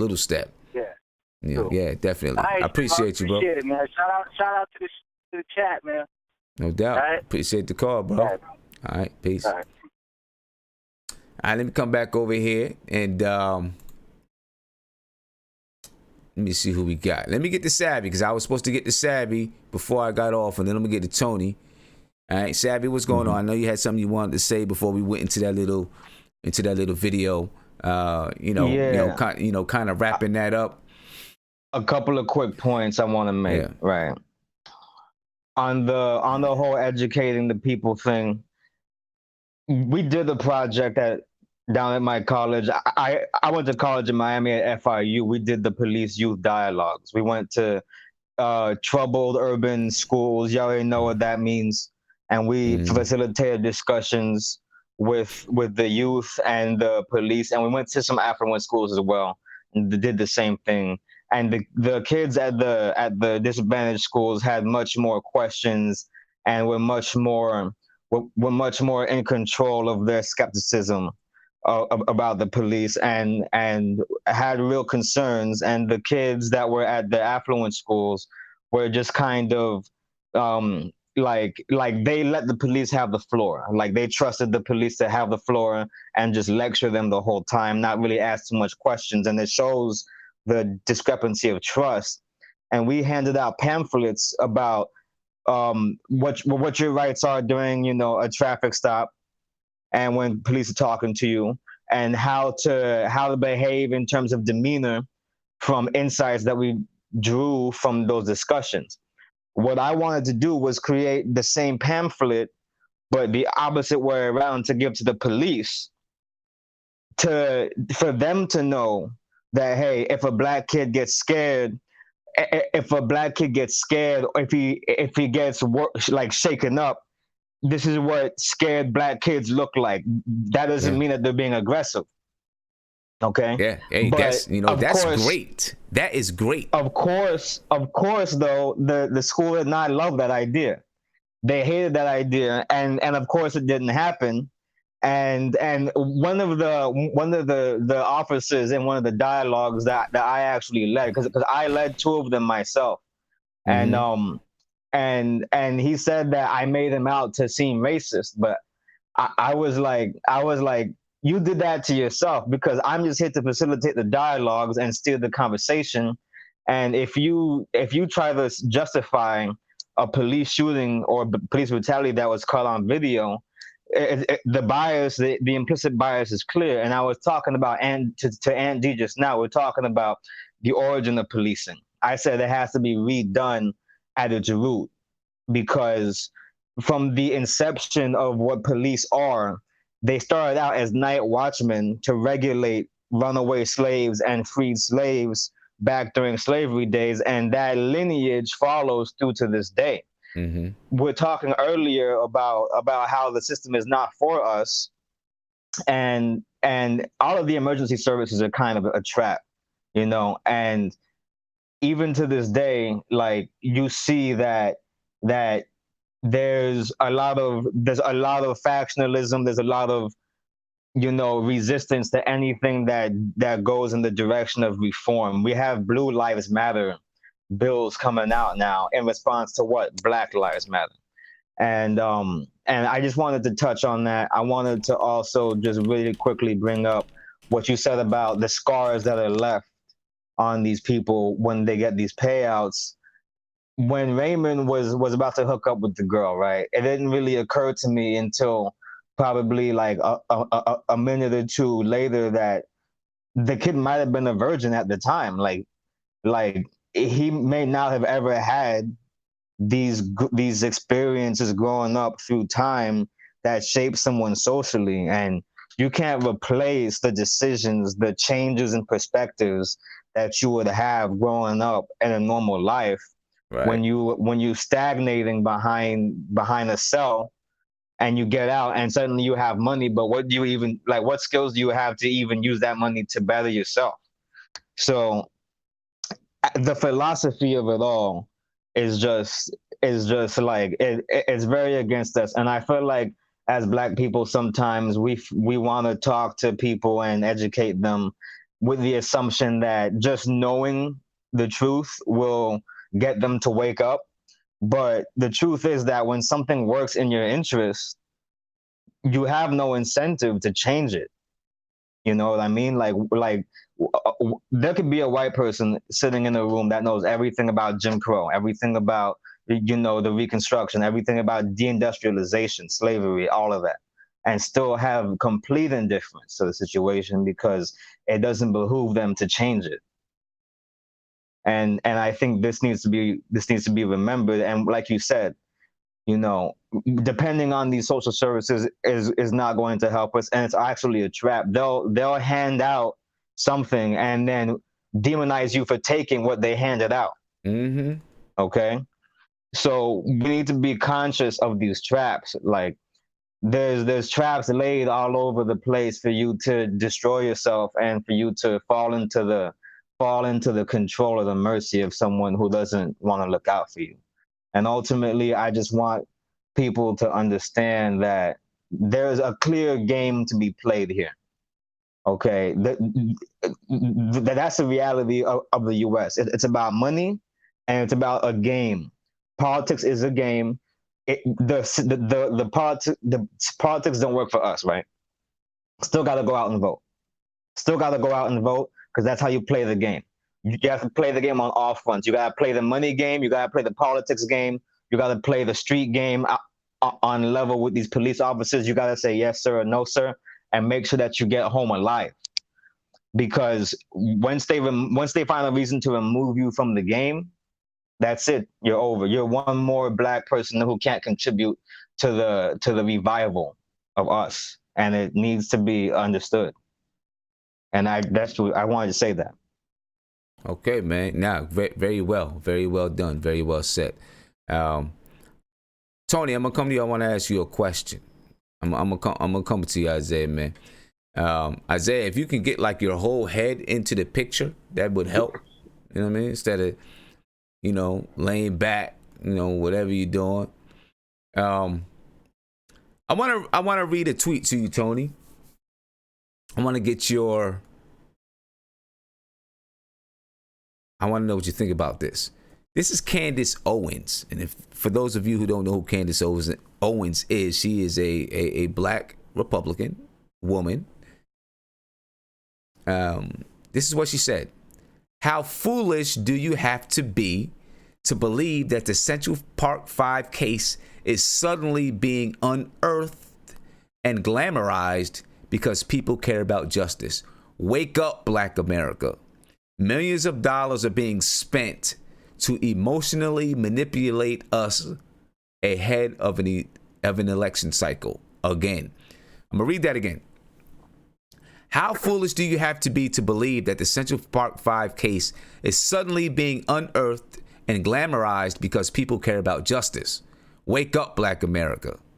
Millions of dollars are being spent to emotionally manipulate us ahead of an election cycle again. Tony, what do you think about that? My initial thought is, so what? Like, let's say it's true, and they're trying to manipulate us. I think if they manipulating us into the right frame of mind, then so what? Like, it probably was Black America that did it. You know what I mean? Yeah, right, but see, I think, I feel like what she's saying is that the media, they're trying to manipulate us into voting Democratic, right? Into believing that the Democratic Party is the party for Black America. That's what I think she's saying, because her, her stance, kind of like what I was saying a little bit earlier, Candace Owens's stance is that the Democratic Party is doing more to enslave Black Americans than the Republican Party. That's her stance. By getting Black America to depend on the government through social programs like the Department of Social Services and so on and so forth. That's a big stance that she has, and I do not totally disagree with her. Let me touch on that, because I do kind of disagree on that sentiment that services are provided to keep us down. Okay. I think it's up to that individual. I agree. Quite a few people that have used food stamps, public assistance to come up off of hard times. I agree. I'm one of them. I'm one of them. You know what I mean? I myself have had food stamps before. I'm one of them. Times I wish I could get it again. I mean, I'm just keeping it 100. But I'm not the guy that's gonna do what I have to do to stay on it. I want to get off of it. I don't want to be on it and go to that county building and go through all that. Yeah. And listen, I've been on it myself. You know what I mean? As an adult, not just as a child living with my mother, but as an adult. But then there are these people who are lifelong recipients of these social welfare programs, and they believe that they're getting over, but they're not really getting over, right? They are enslaved, and they're being kept in an enslaved mentality. Well, that's where it comes back to us educating. I agree. And not only back to us educating ourselves. We don't just have to educate ourselves. We have to educate everybody, because we need everybody's help to change the system or break the system. The system has to be broken and then rebuilt, because the system is not working. It's not working for us, and it's not going to get any better. We got to shut the whole system down and rebuild it from scratch. Rebuild it. I'm gonna keep you live, Tony. I'm gonna just always keep you live. All right. Savvy, where are you from? Where you live at? Right now I'm living in Broward County, Florida. I'm originally from Long Island, but I moved down to Florida when I was mad young, and like Sim, I have stories from my childhood that I could tell you about the first time I called 911 and it did not go how it was supposed to go. I never called them again until I had to go and be rushed to the hospital one time. I called for an ambulance. That went just fine. Actually, this most recent time I was in the hospital, I tried to call for an ambulance because I couldn't make it to the ER on my own. And they came out, and I was like, I need y'all to take me to the ER. They sent a cop and a fire truck, no ambulance, right? And then I'll never forget it. The EMT said, oh, we can't take you to the hospital. And I was like, well, damn, all right. And then another EMT said, do you have any weapons on you? And starts trying to pat me down. I'm like, yo, get the fuck off me. All right. I called y'all for help, and you're trying to check me for weapons. I had also called my mother at that same time to just to hedge my bets, see who gets there first, because I was in bad shape. And luckily, she pulled up right then, and then I locked my car up and dipped. Did I have a weapon on me? Yes, I have a concealed weapons permit. I'm always strapped up when I leave the crib. Down here, it gets wild. I'm not gonna lie to you. But you know what? It's not your position to come and try to criminalize me when I'm literally dying in my front seat. I called y'all for help, but I digress. I live down here in Florida, and you know, this injustice has been going on my entire life. I called the cops for help one time, you know, and to help my mother. They wound up arresting her instead of the person that was doing the abusive stuff. And I was like, ever since then, I understood from a child age, like they even told me when I was 8 years old, they didn't even come to the neighborhood for me. And it was like, oh, maybe next time I come out here, you'll wear these bracelets. And they showed me their handcuffs. And I'm like, I'm 8 years old. And I'm like, okay, like, you know, I'm not really processing it. But it became clear at a young age that they're not out here for us. This, you know. Yeah. And Sim, one last thing about ways that we could possibly change the stuff that's going on. I think we need like psych evaluations for people in these positions. We need something like that. I don't know who's doing that with the paper.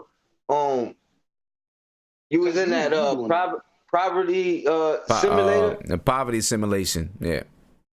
So something like that. I mean, I can't come up with a complete concept off the top of my head, but put these guys through some type of simulating process where they could see what we go through. They can maybe understand put us through one where we could see what a police what they officer go through, and why they're so uneasy and nervous all the time. Yeah. But I mean, you shouldn't be able to just apply and get certified to carry a weapon as a civilian or a police officer without some type of evaluation saying you're not nuts. I'm gonna say something to that point, right? Well, I'll never forget this cop said this during one of the dialogues. We're talking about de-escalation of situations that get emotionally rough and like you know, aggressive, right? And we said it falls upon you as a police officer, the one who is empowered with lethal force, to de-escalate these situations, because the person on the other side, all they have is fear and uncertainty about what's going to happen. Okay, so it's up to you as a person in power to go and de-escalate. And I'll never forget, this person said, yeah, but you know, sometimes I'm a human being too. Sometimes I'm having a bad day. Sometimes I'm in a bad mood too. And I'm like, so you understand how your mood and your impression and your day could play into how you bring your demeanor into the situation, but you're going to use that as an excuse to use lethal force on someone who doesn't deserve it. But you can't see how somebody being less than immediately cooperative, maybe their tone of voice is not what you like. Maybe they're not being entirely respectful to you as a person. And you don't see how that on their side is a valid reaction, but it's valid for you to kill someone because you had a bad day and they spoke to you wrong. And it just shows that the distance mentally that they have from the civilian community is so wide, and the training is so minimal. Some of these people only get a matter of weeks of training. And what you said is completely on point. They need therapy. I recommended mandatory therapy for all police officers, because they need that. They need that to deprogram. Yeah, I feel you. That's I mean that's And it can't those are great it can't be solutions. therapy after a situation arises. It needs to be preemptive too. It needs to be preemptive. They need therapy prior to going in. Yeah, Isaiah, and go they ahead, need man. training. Well, yeah. There's a lot of stuff to touch on. First and foremost, I was gonna say this about because I remember you asked a question about the effects that happened to the Central Park Five, and I did read up on one of them. What's my man? What was the kid's name? Who Omar was his father? I think his name is Antron. Kevin. Antron. Was that Antron? Yeah, the crazy thing about Antron. The crazy thing I found about Antron. Antron. Yeah. The crazy thing I found about Antron was that in the movie didn't get the full story, was that he still has to forgive his father for what happened with the cops. He still has to forgive them. And what Antron's going through, and it's crazy because Antron even said it himself, was that the fact that he still feels the hate. He said he has mental issues. He wants to go to therapy, but he doesn't. And he says he said it himself. He says he knows he needs help, but he doesn't want to get it right now. And he's almost 50 years old. So it's to the point where that what was taken from them, they can never get back, no matter how much they got paid, and no matter how much it is. And because and Isaiah, one of the reasons why he may not want to go to therapy is because it's so painful to relive it. And I'm not talking about reliving it on a screen, but to have to sit there and actually go back and dig back into how it felt. It just might be too painful to have to really dig back into how it felt and the things that you went through during that time. I'm pretty sure that it still is impacting relationships in his life. Also to touch on too, man. The same thing with my man the Wise. Man, that dude, if you look up his stature, man, the dude was only 5'5". He wasn't big, man. The dude was skinny. I'm 5'5". Yeah, the dude was skinny, but also to say, I want to talk about Swaby, about what you were just saying about the mental health thing. And listen, man, I think one thing we got to understand, and I just want to clarify, we all agree, I think not all cops are bad. No, not all cops are bad. And, they're not. As a matter of fact, let me jump in. I'm sorry. Let me just jump in real quick because I have actually a good story about a cop. I have a really good story about a cop. If you live in New York, you know that you got to get your car inspected every single year. Right? Every single year, you got to get your car inspected, and you get the little sticker. You got to put the little sticker in your window. Right? So I was driving, and my sticker was expired. Cop, old white man, pulled me over. Right? Pulled me over. He said, "You need to get this taken care of." I'm like, okay, cool. Right? I didn't get it taken care of. He sees me again. He says, "Look, you better get this taken care of. You better get a new inspection sticker. Get your car inspected, because I don't want to have to, take your car, whatever." I'm like, okay, cool. I still didn't go get it inspected. So I'm at my house one day, right, Lord. Chilling. Car parked in front of the house, right? Boom, boom, boom, boom, boom. Like, what the hell's going on? I open the door, it's this old white cop, right? And he said, "Didn't I tell you to get your car inspected?" And he followed me to go get my car inspected. Right? Got my car inspected. It was all good. You know what? That's good policing, though. Obviously, that doesn't happen all the time, but that's good policing. You know what I mean? I mean, he's an older guy. So yes, there are good policemen out there. I wanted to jump back in and say this because, we give cops a lot of shit. We really do. And it's a tough job, man, because, at the end of the day, look, we all want to go back home. All of us. Cops and the people in the community. And there's a lot of good cops, man. And also, too, it's part of the media, man, because the media will portray cops to kill black people. When I can tell you right now, in Hamden, in it's cops are really, to me, part of the community. I know a couple cops. They're really good people, man. They're friendly, man. They'll come to the schools. They talk to the kids. They make sure you stay out of trouble, man. They'll check on you. They actually worry about you. You know, they do this stuff, man. It just sometimes, and this is going through all life, man. That we all know a few bad apples that ruins the whole bunch. But also too, what you know, Xavier, what you were saying about mental health, man. It's not just the cops that need just to go to therapy before things happen. We all need to go to therapy, man. Even if there's nothing wrong, even if quote unquote nothing's wrong with us, we all need therapy, man, because we all need to talk to somebody. There's probably something that we all don't really talk to somebody about that we all need. Everybody should check on their mental awareness, man, because our mind is a thing that still needs to be worked on every day. Our mind is a sword, and you got to make sure it stays sharp. And it just everybody keeps something, you know, to themselves, or they don't talk about something. And especially in the Black community, we don't talk to people. We don't talk. It's a sign of weakness. It's a sign of, you know, it's not cool. If you go to therapy, you got to be a weirdo. You got to be sick in the head. There's something wrong with you. There's a stigma about going to therapy or going to the doctors that is just in our community that's so weird that affects us so bad, man.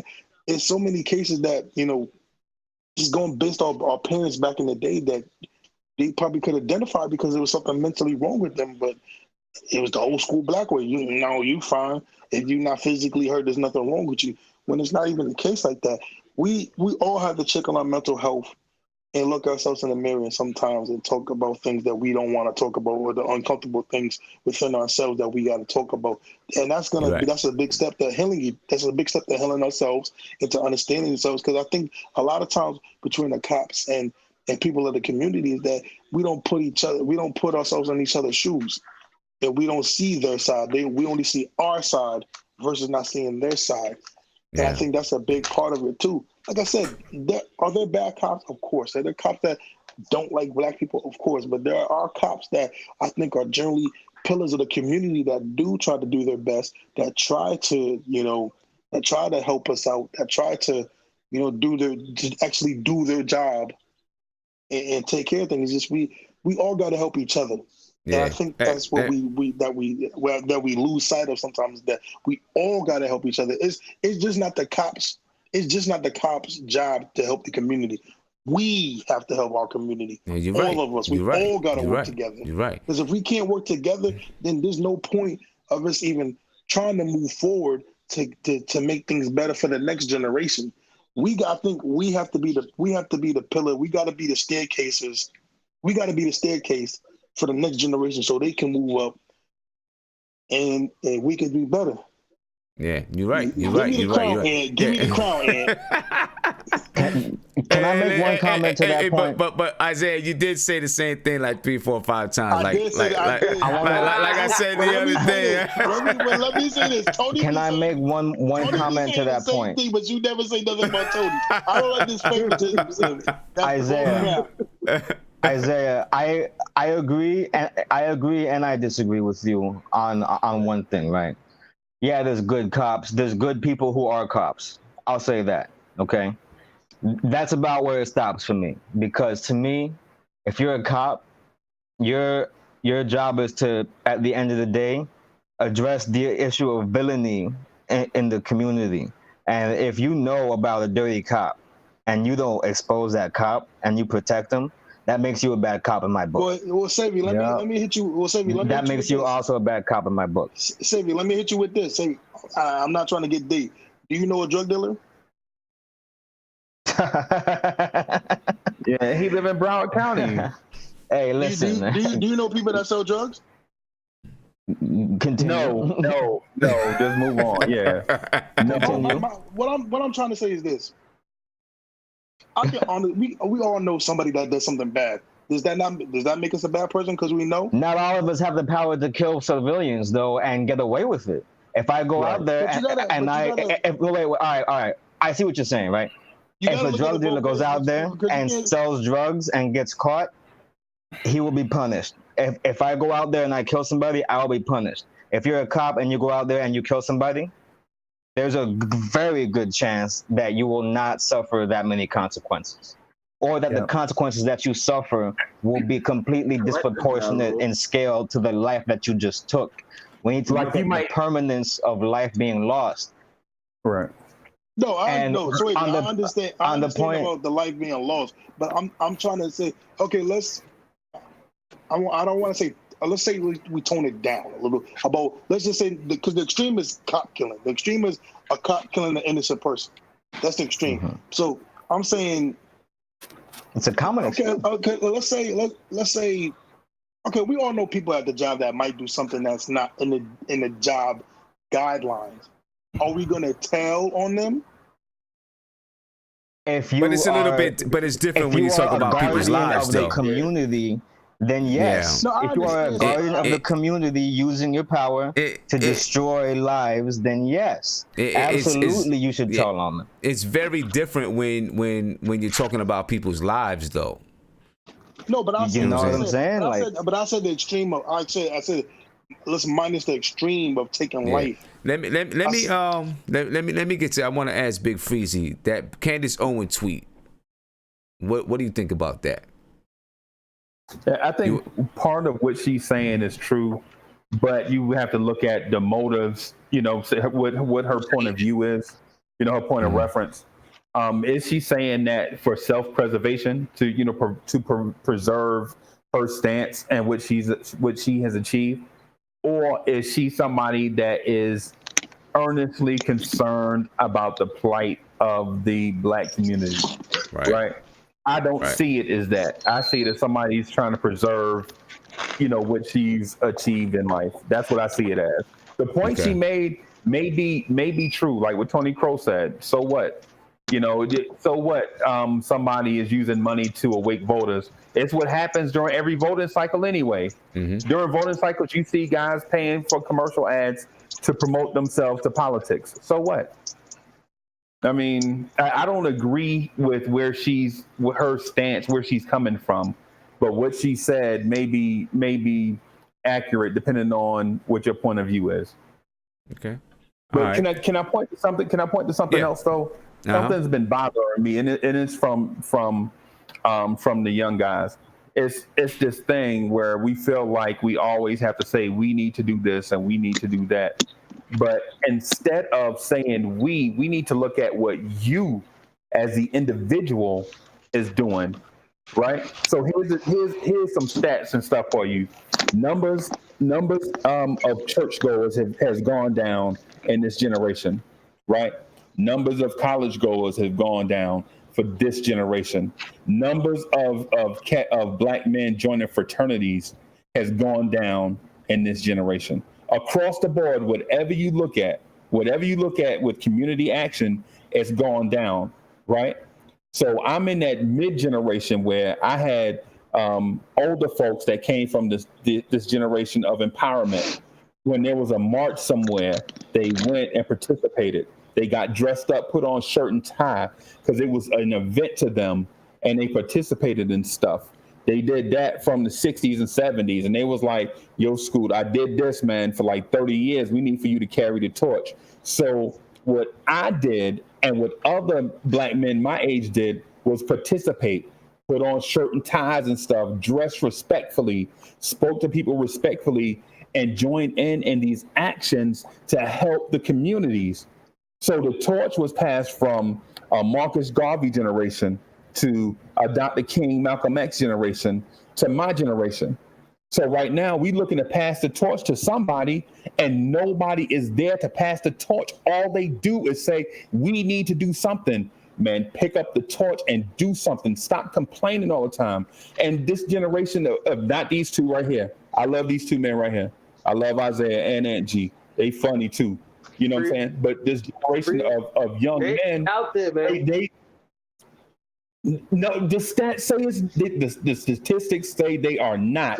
And if they are, they are not doing enough to make an impact on their community. What they do is put buffoons in front of them. Like for instance, and when something important happens in the community, Hold on, let him finish. I just sat here and listened to y'all talk all this stuff, and I ain't interrupt nobody.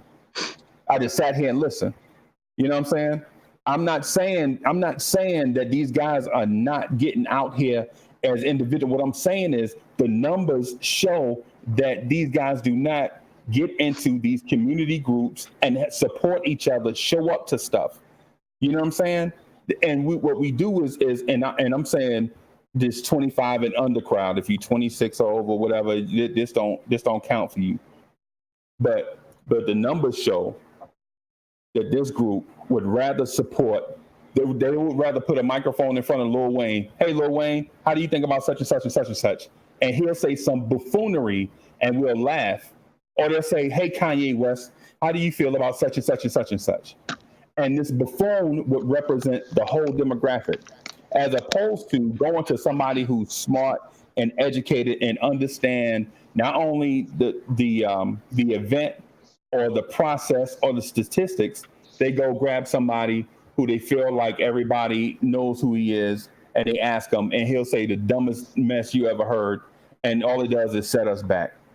We had in my generation, we had a cat named Muhammad Ali who stood his ground with all the pressure in the world on him. He stood his ground and said, not only are you going to call me by my name, Muhammad Ali, you're going to respect me as a man.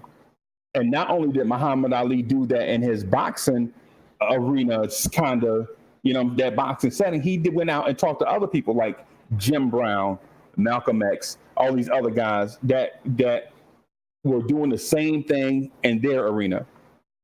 My challenge to y'all is find me these people that's 25 and under, that's putting their life on the line and saying these things not even that.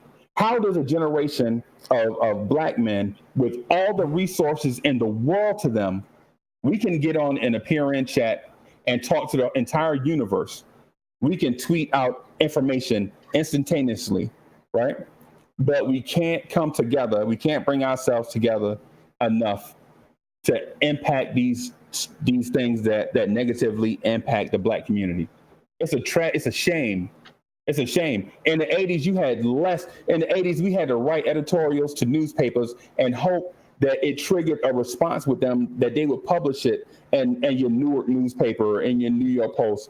Now you can tweet that information out yourself and share it with thousands of people, and we don't do it. What we do is say, you seen the newest Jays, or did you see what such and such wore on the red carpet? Big Freezy, I disagree with you, Big Freezy. I knew you would. But you know what? I'm going to say the numbers. Isaiah, hold up. Let me. Freezy, I actually do agree with you. I disagreed before I finished listening. When you said 24 or 25 and under, you're probably accurate, because I was going to say 25 to probably 35. You're probably seeing the youngest group of politicians, activists. Like, I've never seen this before in my lifetime. People in my age range out there motivating. So they are out there. I think at 24 years old, it's rare that you're gonna see that ever, because you have to grow. No, Tony, you have to be in the pipeline, is what I'm saying. What I'm saying is this: when you 25 and under, say if you 40 and up, right? When you back in the day, they talked to you about, hey man, either go to church or get around some guys that have some type of belief system in place, right? You got to have some structure. Go to school, man. Try to go to college. When you got to college, as soon as you got to college, fraternities were around. Like, hey man, don't just meander around trying to be such and such. Come in here and at least learn this stuff. You know what I'm saying? It's cute. What we'll do is we're a group of dudes. What we'll do is you come into my frat, and what we'll do is we'll mold you into a certain thing. But you have to be socially aware and socially active. You have to understand who you are as a person, where your people come from, and things like that, right? And getting it, and so you get into a pipeline, and then maybe later on down the line you'll become a pastor or a Freemason or whatever, or something. Somebody else will catch you and bring you into a thing. I'm gonna see a deep. Well, no, I'll say this, Freezy. This happens with every generation, where the generation before it to the generation after is not doing enough. You're gonna see a decrease right now because it is the social media era. So I think the biggest issue is a lack of leadership, not lack of followers. You mentioned Muhammad Ali. You had him to look up to. Right. Who do we have to look up to? And who we don't have to look up to was you had a black president of the United States. Listen. The dude is around my age. The dude is around my age, dog. He was president of the United States. How do you not see that as something that would motivate you? Who we had to look up to? You have to remember, in the 80s and the 90s, they made a concerted effort to take black fathers out of homes. We're that generation. You have to understand that. So a lot of the problems we suffer in this community. And that didn't start with y'all generation. That did not start with y'all generation. Bro, the problem in Chicago, lack of leadership. They took all the OGs off the streets and the young kids went crazy. You talking about Lil Wayne? Lil Wayne is your age group. That's the person people should be looking up to. But you have to understand that it's not the young kids' fault. People that are older and have wisdom have to lead. And if they're not leading, nobody's gonna follow. And that's the issue. We don't have a Dr. King. We don't have a Malcolm X. We don't have a Muhammad Ali. Like you said, we have Lil Wayne. So we need men with wisdom to lead. And they killed Nipsey. That's a fact. They killed Nipsey. Let's go one at a time. Let's go one at a time, man. You can't just blame the youth for not doing enough. The people with wisdom, the people that have been through it, have to show the youth how to do it. And if they're not showing, you can't blame people that you ain't leading. That's my opinion. I want to just try to engage Freezy on the premise that you're correct, right? I want to engage you on the premise that everything you said is right. Right. Let's look at me as an example, right? A lot of people say I have a decent voice for my age. I have a good perspective, whatever. I went to college. I went to a PWI. I didn't go to an HBCU. That is one thing I regret, because I went out there and people weren't really looking out for me and they weren't invested in my development as I feel like they would have been at an HBCU. So I didn't look at organizations like fraternities, especially not the black fraternities. Well, all right, the other way around. I didn't look at the white frats at all. I thought about joining some of the black frats, but socially, I'm kind of a loner. I'm kind of a lone wolf. I kind of like to go and do my own thing. So I didn't do that. One thing that I also might say that maybe I regret, but even despite all of that, I have gotten to a point where I see the value and the need for exactly what you're saying, and there's a vacuum, like Angie said, because all these guys that you just mentioned got killed for their advocacy, right? So we're growing up in an entertainment adult generation, and it's not until we reach maybe my age or we see a Trayvon Martin that we start to get, empowered to do something. But when you get the information, when you get, the desire and you get the knowledge, how do you engage on a massive scale all of these people that you need to fall in line behind you when there's so much overload and distraction? There's 10 other guys that look like the guy, that look like they're gonna be that guy, and then it turns out, oh, we have to cancel him because he did something back when he was 12 years old that was homophobic, or that was misogynistic, or that was this and that. So we gotta get him out of here. This other guy is just in it for the money, and he's not really about the people. So we got to get him out of here, right? So you start to lose faith in people that you see rising up to look like that.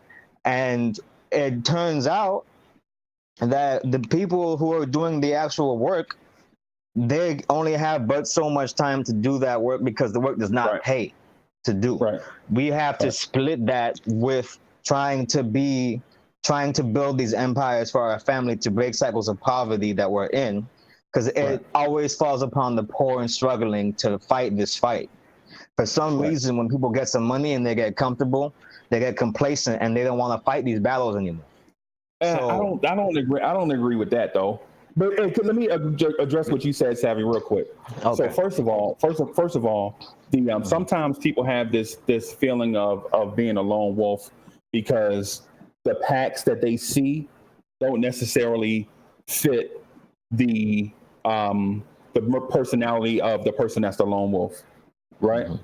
So you say that you're a lone wolf is because you didn't find the right pack yet. You know what I'm saying? That's for one. The other thing that you mentioned too is we have to start putting kids into this pipeline of, for instance, I'll use Sim for an example. So Sim has a positive impact on girls because he's doing AAU, right? But along the way, he's teaching them life lessons along the way. So these girls have entered into a pipeline. So by the time they exit the pipeline to step out on their own, they're going to sound just like Sim Russell because he imparted life lessons to them all along the way while he could manage them. Now he lets off this group of 15 girls go up their own separate way. Now there's a pipeline for other 15 more girls to get into the pipeline from each one of those girls that Sim touched, right? Mm-hmm. So now it's a wave. It started out as a drop of water. Now it's a wave. Everybody's preaching the same thing that Sim Russell, you know what I'm saying, was teaching all the life lessons. And the funny thing about that is the lessons that Sim got, he didn't create that. Somebody brought that to him and others. And so he shared those, and the others that got that message at the same time, they shared those things through different type ventures. You know what I'm saying? So it's not like you are out here alone. I guess the question is, I'm sorry because I cut you off, but I guess the question is, where is the pipeline? Because if we look at the state of people looking at the church in my generation, they're very disenchanted with the church because they see a lot of misogyny. They see a lot of homophobia. Not everyone's welcome. You got to go in there and then they're going to talk about, oh, why are you dressed like this? Why is your hair like this? Why are you carrying this up like this? And why don't you dress like a preacher? Why don't you carry your Bible? A whole bunch of stuff. Right. And even if I rise to power within that church community, that cuts me off to people who are not of that faith or who are of other faiths. So I guess my question is, where's the pipeline? And then how do you engage? Because this is something that really haunts me at like certain nights. Like I think about it because I see problems. I see problems. I have ideas for solutions, and I feel like I'm completely without tools or power to do anything. So you just entered one, right? So what you did by coming on today and talking to Sim about something that impacts our communities and such, you just attached yourself to a group, right? Now, when other people see this, they'll see Young Savvy. They're like, yo, he talk and walk just like I do. He moves just like I do, and he's about my age. He does the same things that I do, except he just used a platform to say these certain things, and I didn't. Now, every time Young Savvy come on, somewhere, wherever he is, when I see Young Savvy stuff, I'm trying to connect to Young Savvy because he says those things that I've been yearning to hear for years. You know what I'm saying? So now it's like, now you got Sim, now you got Young Savvy, you got Tony, you got Isaiah, you got Ant. They saying these things that people been wanting to hear for years, and now they're gonna be looking for y'all, trying to connect with y'all. And now, instead of one person feel like they saying this message by themselves, now you have a group of dudes that have a common goal, saying this out here to the world, tweeting out these certain things. You know what I'm saying? And people will follow. The thing though is the one thing I want to say to you, and this is probably something that you should probably take with you, is when you look to bring people together, you don't bring them together for you to be the leader, right? Because if people believe in Young Savvy, they will follow you wherever you go. As long as you are earnest with people, they will follow you in line, and not just to get in line behind you, but to be your support system. Like the thing with Dr. King that I mentioned, people think Dr. King went out there by himself, but Dr. King had thousands of people supporting him. You know what I'm saying? Doing stuff like ironing his dress shirt, writing his speeches, booking his hotel rooms, doing all this stuff just so when King showed up, he can deliver the message. And that's the thing that you should look at, young Savvy. Like, don't just think that you're going to, say the most poetic thing and people going to follow. You need the people if they believe in you and trust in you, they'll support you. And I like to just to follow what Freeze on that. And we only got like 5 minutes, and I'm gonna get to you, Isaiah. No, it's cool. My bad. Leadership, where most people fail to realize, is a service position.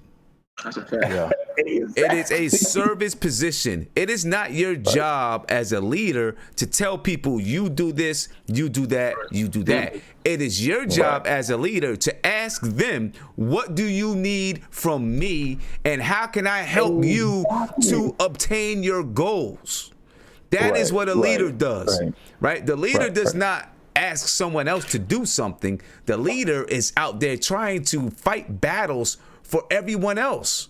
And that's what makes those people follow the leader, right? And support the leader, because that leader is serving them. And I think a lot of people do not realize that. And one thing, Savvy, I mean, you do have a great voice. And I mean voice as far as your mind. Right. It doesn't have to be, it doesn't have to be grabbing a multitude of people. It could just start with 1, 2, 3, 4, 5 people that you're just mentoring in your local community, that you're working in a community center, and you got a group that say, hey, this is a mission that I believe in. Do you believe in it too? Let's go fight this battle. It has to start locally. Everything has to start grassroots, like Ant said earlier. You know what I mean? That's what I believe, at least.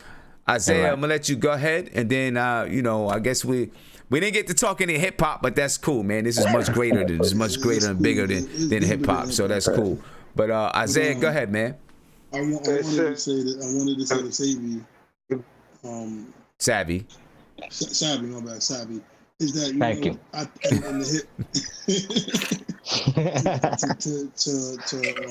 To follow what Sim was saying, sometimes I think a reality that being a leader is sometimes you won't see the end of your goal.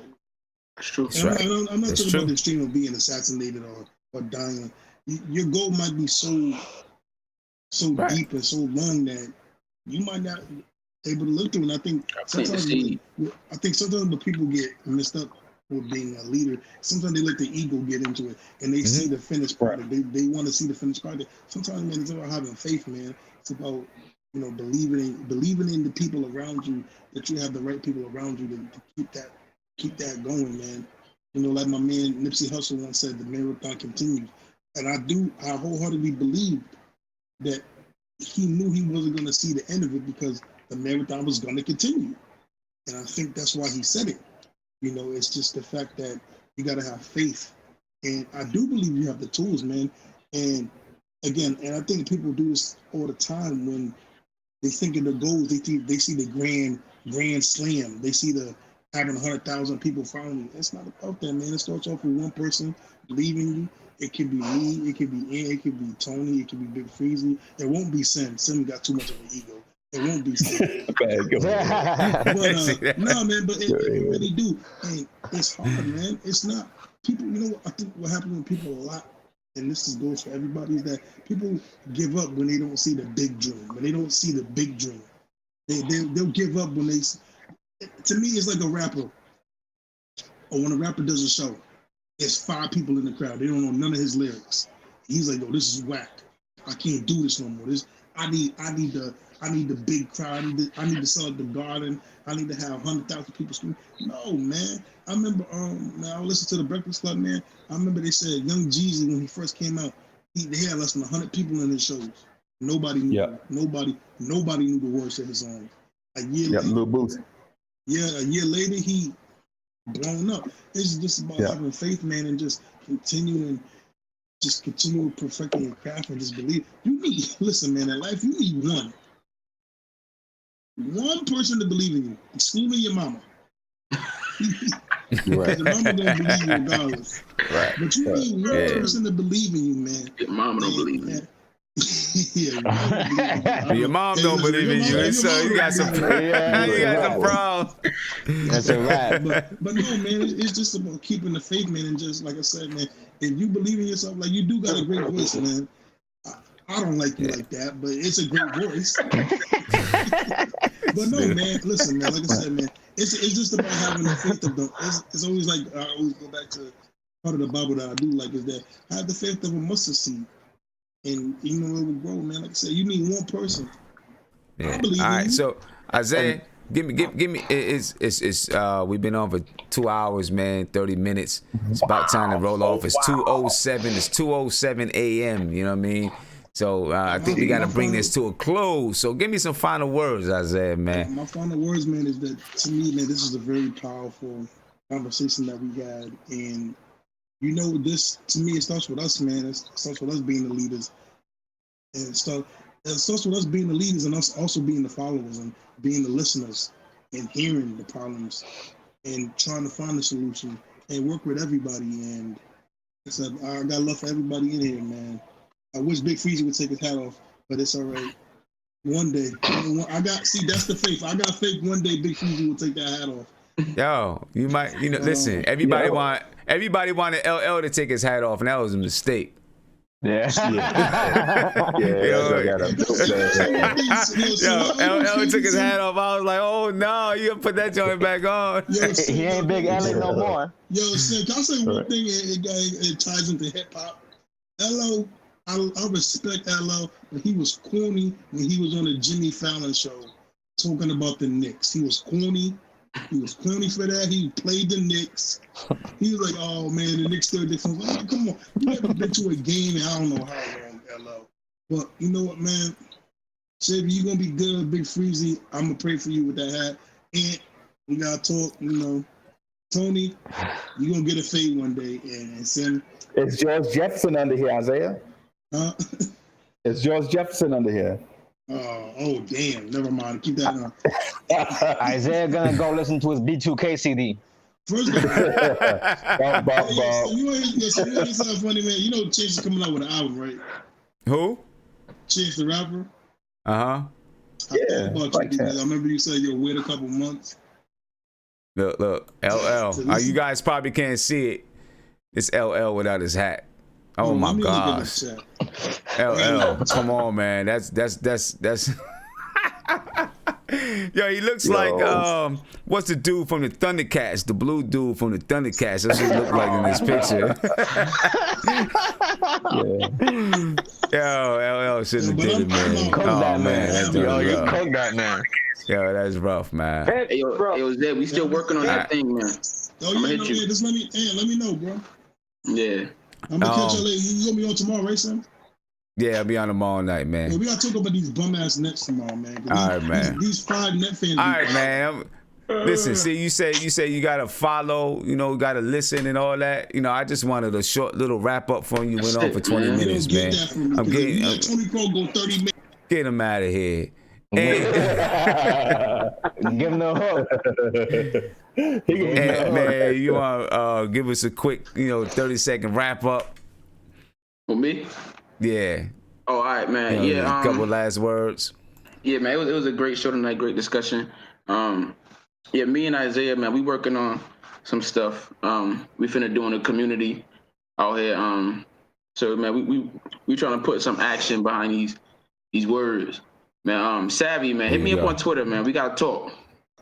All right, for sure. At King Ant G. Hit me on Twitter, man. But yeah, man, we trying to get some stuff. We trying to get some stuff done out here, some positive stuff, some uplifting stuff. So that's what's up. You could be on the lookout for that. We're gonna let y'all know, firsthand. So we working out here. So because it starts with the youth. We get out here and we start impacting, the young black kids and showing them a better way, man. I think it can create a big difference. So, man, that's my goal, man. All right, man. Appreciate it, Ant. Absolutely. Peace. Absolutely. Peace and love. Yeah. Big Freezy, man. Give us a couple last words to leave with. Like, share, and subscribe. Secondly, just because you're in the front, don't make you the leader. Just because you're in the front, don't make you the leader. Second, and third. As a matter of fact, can I just say something to that one thing? Yeah, just a good example of that, right? When when I walk with my basketball team, when I ran summer camps, all of that stuff, I'm the leader of the group, but I always walked in the back. You know why I walked in the back? Because while everyone's in front of me in the line, I can see when people get out of line and move this way or go that way, and I can pull them back into the direction that we're going. I always led from the back and let somebody else be in the front. But yeah. Right. Oh, and so, hey, and that's a good point too, man. I'm gonna use that. I'm gonna maybe use that as a leadership, implemented leadership later, going forward. But so I wanted to say this to Young Savvy, and I try not to get too wordy. Hey, man, so I wasn't trying to get preachy with you, but during the conversation there was a lot of points made, and I had to kind of put those points in line before I lost my train of thought. When you get to a certain age, man, you lose your train of thought like that. You know what I'm saying? So, but anyways, what I think my takeaway from tonight is so we have a lot of issues that we need to address, but these issues that we need to address are not new to this generation. These are issues that have been going on with generation upon generation upon generation. And so with that said, I'm telling everybody that's looking at this that whatever challenge we face, the solutions may not be easy. Getting to the point where we have a solution. Like Tony Crow made had a lot of ideas, but getting to the point where those ideas are actually implemented and used in practical purposes, it may take us a while to get there. So I'm saying this to everybody: just hang in there and don't lose faith in your people, because at the end of the day, we are all human, and so we may make mistakes and we may not have the best idea, but if we hang in there together, we'll get to the promised land. So I feel you. All right, y'all. Appreciate it, Freezy. Thank you, my man. Yeah, man. I'll holler at y'all. Y'all All just right. have a good night. Peace. Yeah, man. All right. And I don't know, we lost Savvy. Instead of Savvy, we got his Blister X. I don't know what happened there. I don't know what happened there. I was waiting for Savvy. Thought Savvy was going to come on and give us his last words. Instead, he got, all we can see is his taking blister. a shot at somebody. I had to check my lips. I guess he's gone. Oh, he's coming back in so he can get his last words in. All right, there you go, Savvy. My fault about that little camera malfunction. You saw my desk. Hey, Savvy, let me tell you one thing, man. You want a way that you can, a way that you can get your word out? We could give you a show right here on the Front Stoop where you could just, you do 3-minute videos where you say some, whatever's on your mind and put it out there. I was thinking about hitting you about some content too, you know what I'm saying? Yeah, we could talk. But I didn't mean to portray an egotistical need to be that guy. You know what I'm saying? Because I have been in positions of leadership back in college where I led people, and it taught me the burden of leadership. And it was what you said, like, it's a service, right? Mm-hmm. But at times I do doubt that maybe I'm not the one to be talking, you know what I'm saying? Because I make my mistakes too. But you know what? You're absolutely right. Like, you got to get that knowledge out where you can. That's right. If you have something to contribute, we have a duty to contribute what we have, because our community needs everything it can get. So That's right. I appreciate you guys, and I just wanted to say that, All right, that's all I have to say. appreciate it, Subscribe and follow, subscribe, share. All right, appreciate it. Glad. It's not worse than keeping knowledge to yourself. That's right. Hey, glad Absolutely. you made a strong recovery, my man. So I'll talk to you on Twitter. Absolutely. All right. Much peace, love, man. Fellas. Have a good night, man. All right, you too, my man. All right, Tony, man. That was a good show, a deep show too. It was. We talked about a lot of stuff. I think this episode is gonna pick up. Talked about a lot of stuff in there, and hopefully everybody can share it, get it out to people.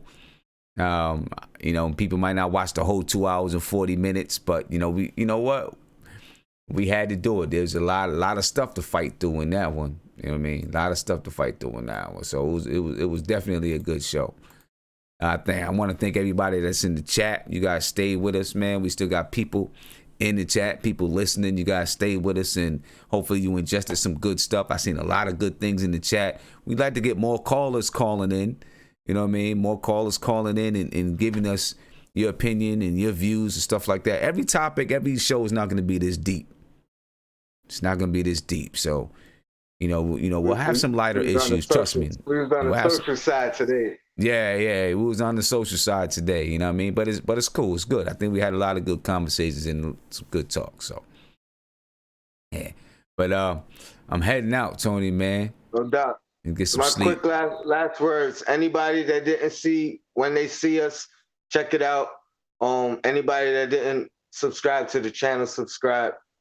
Shout out to the chat.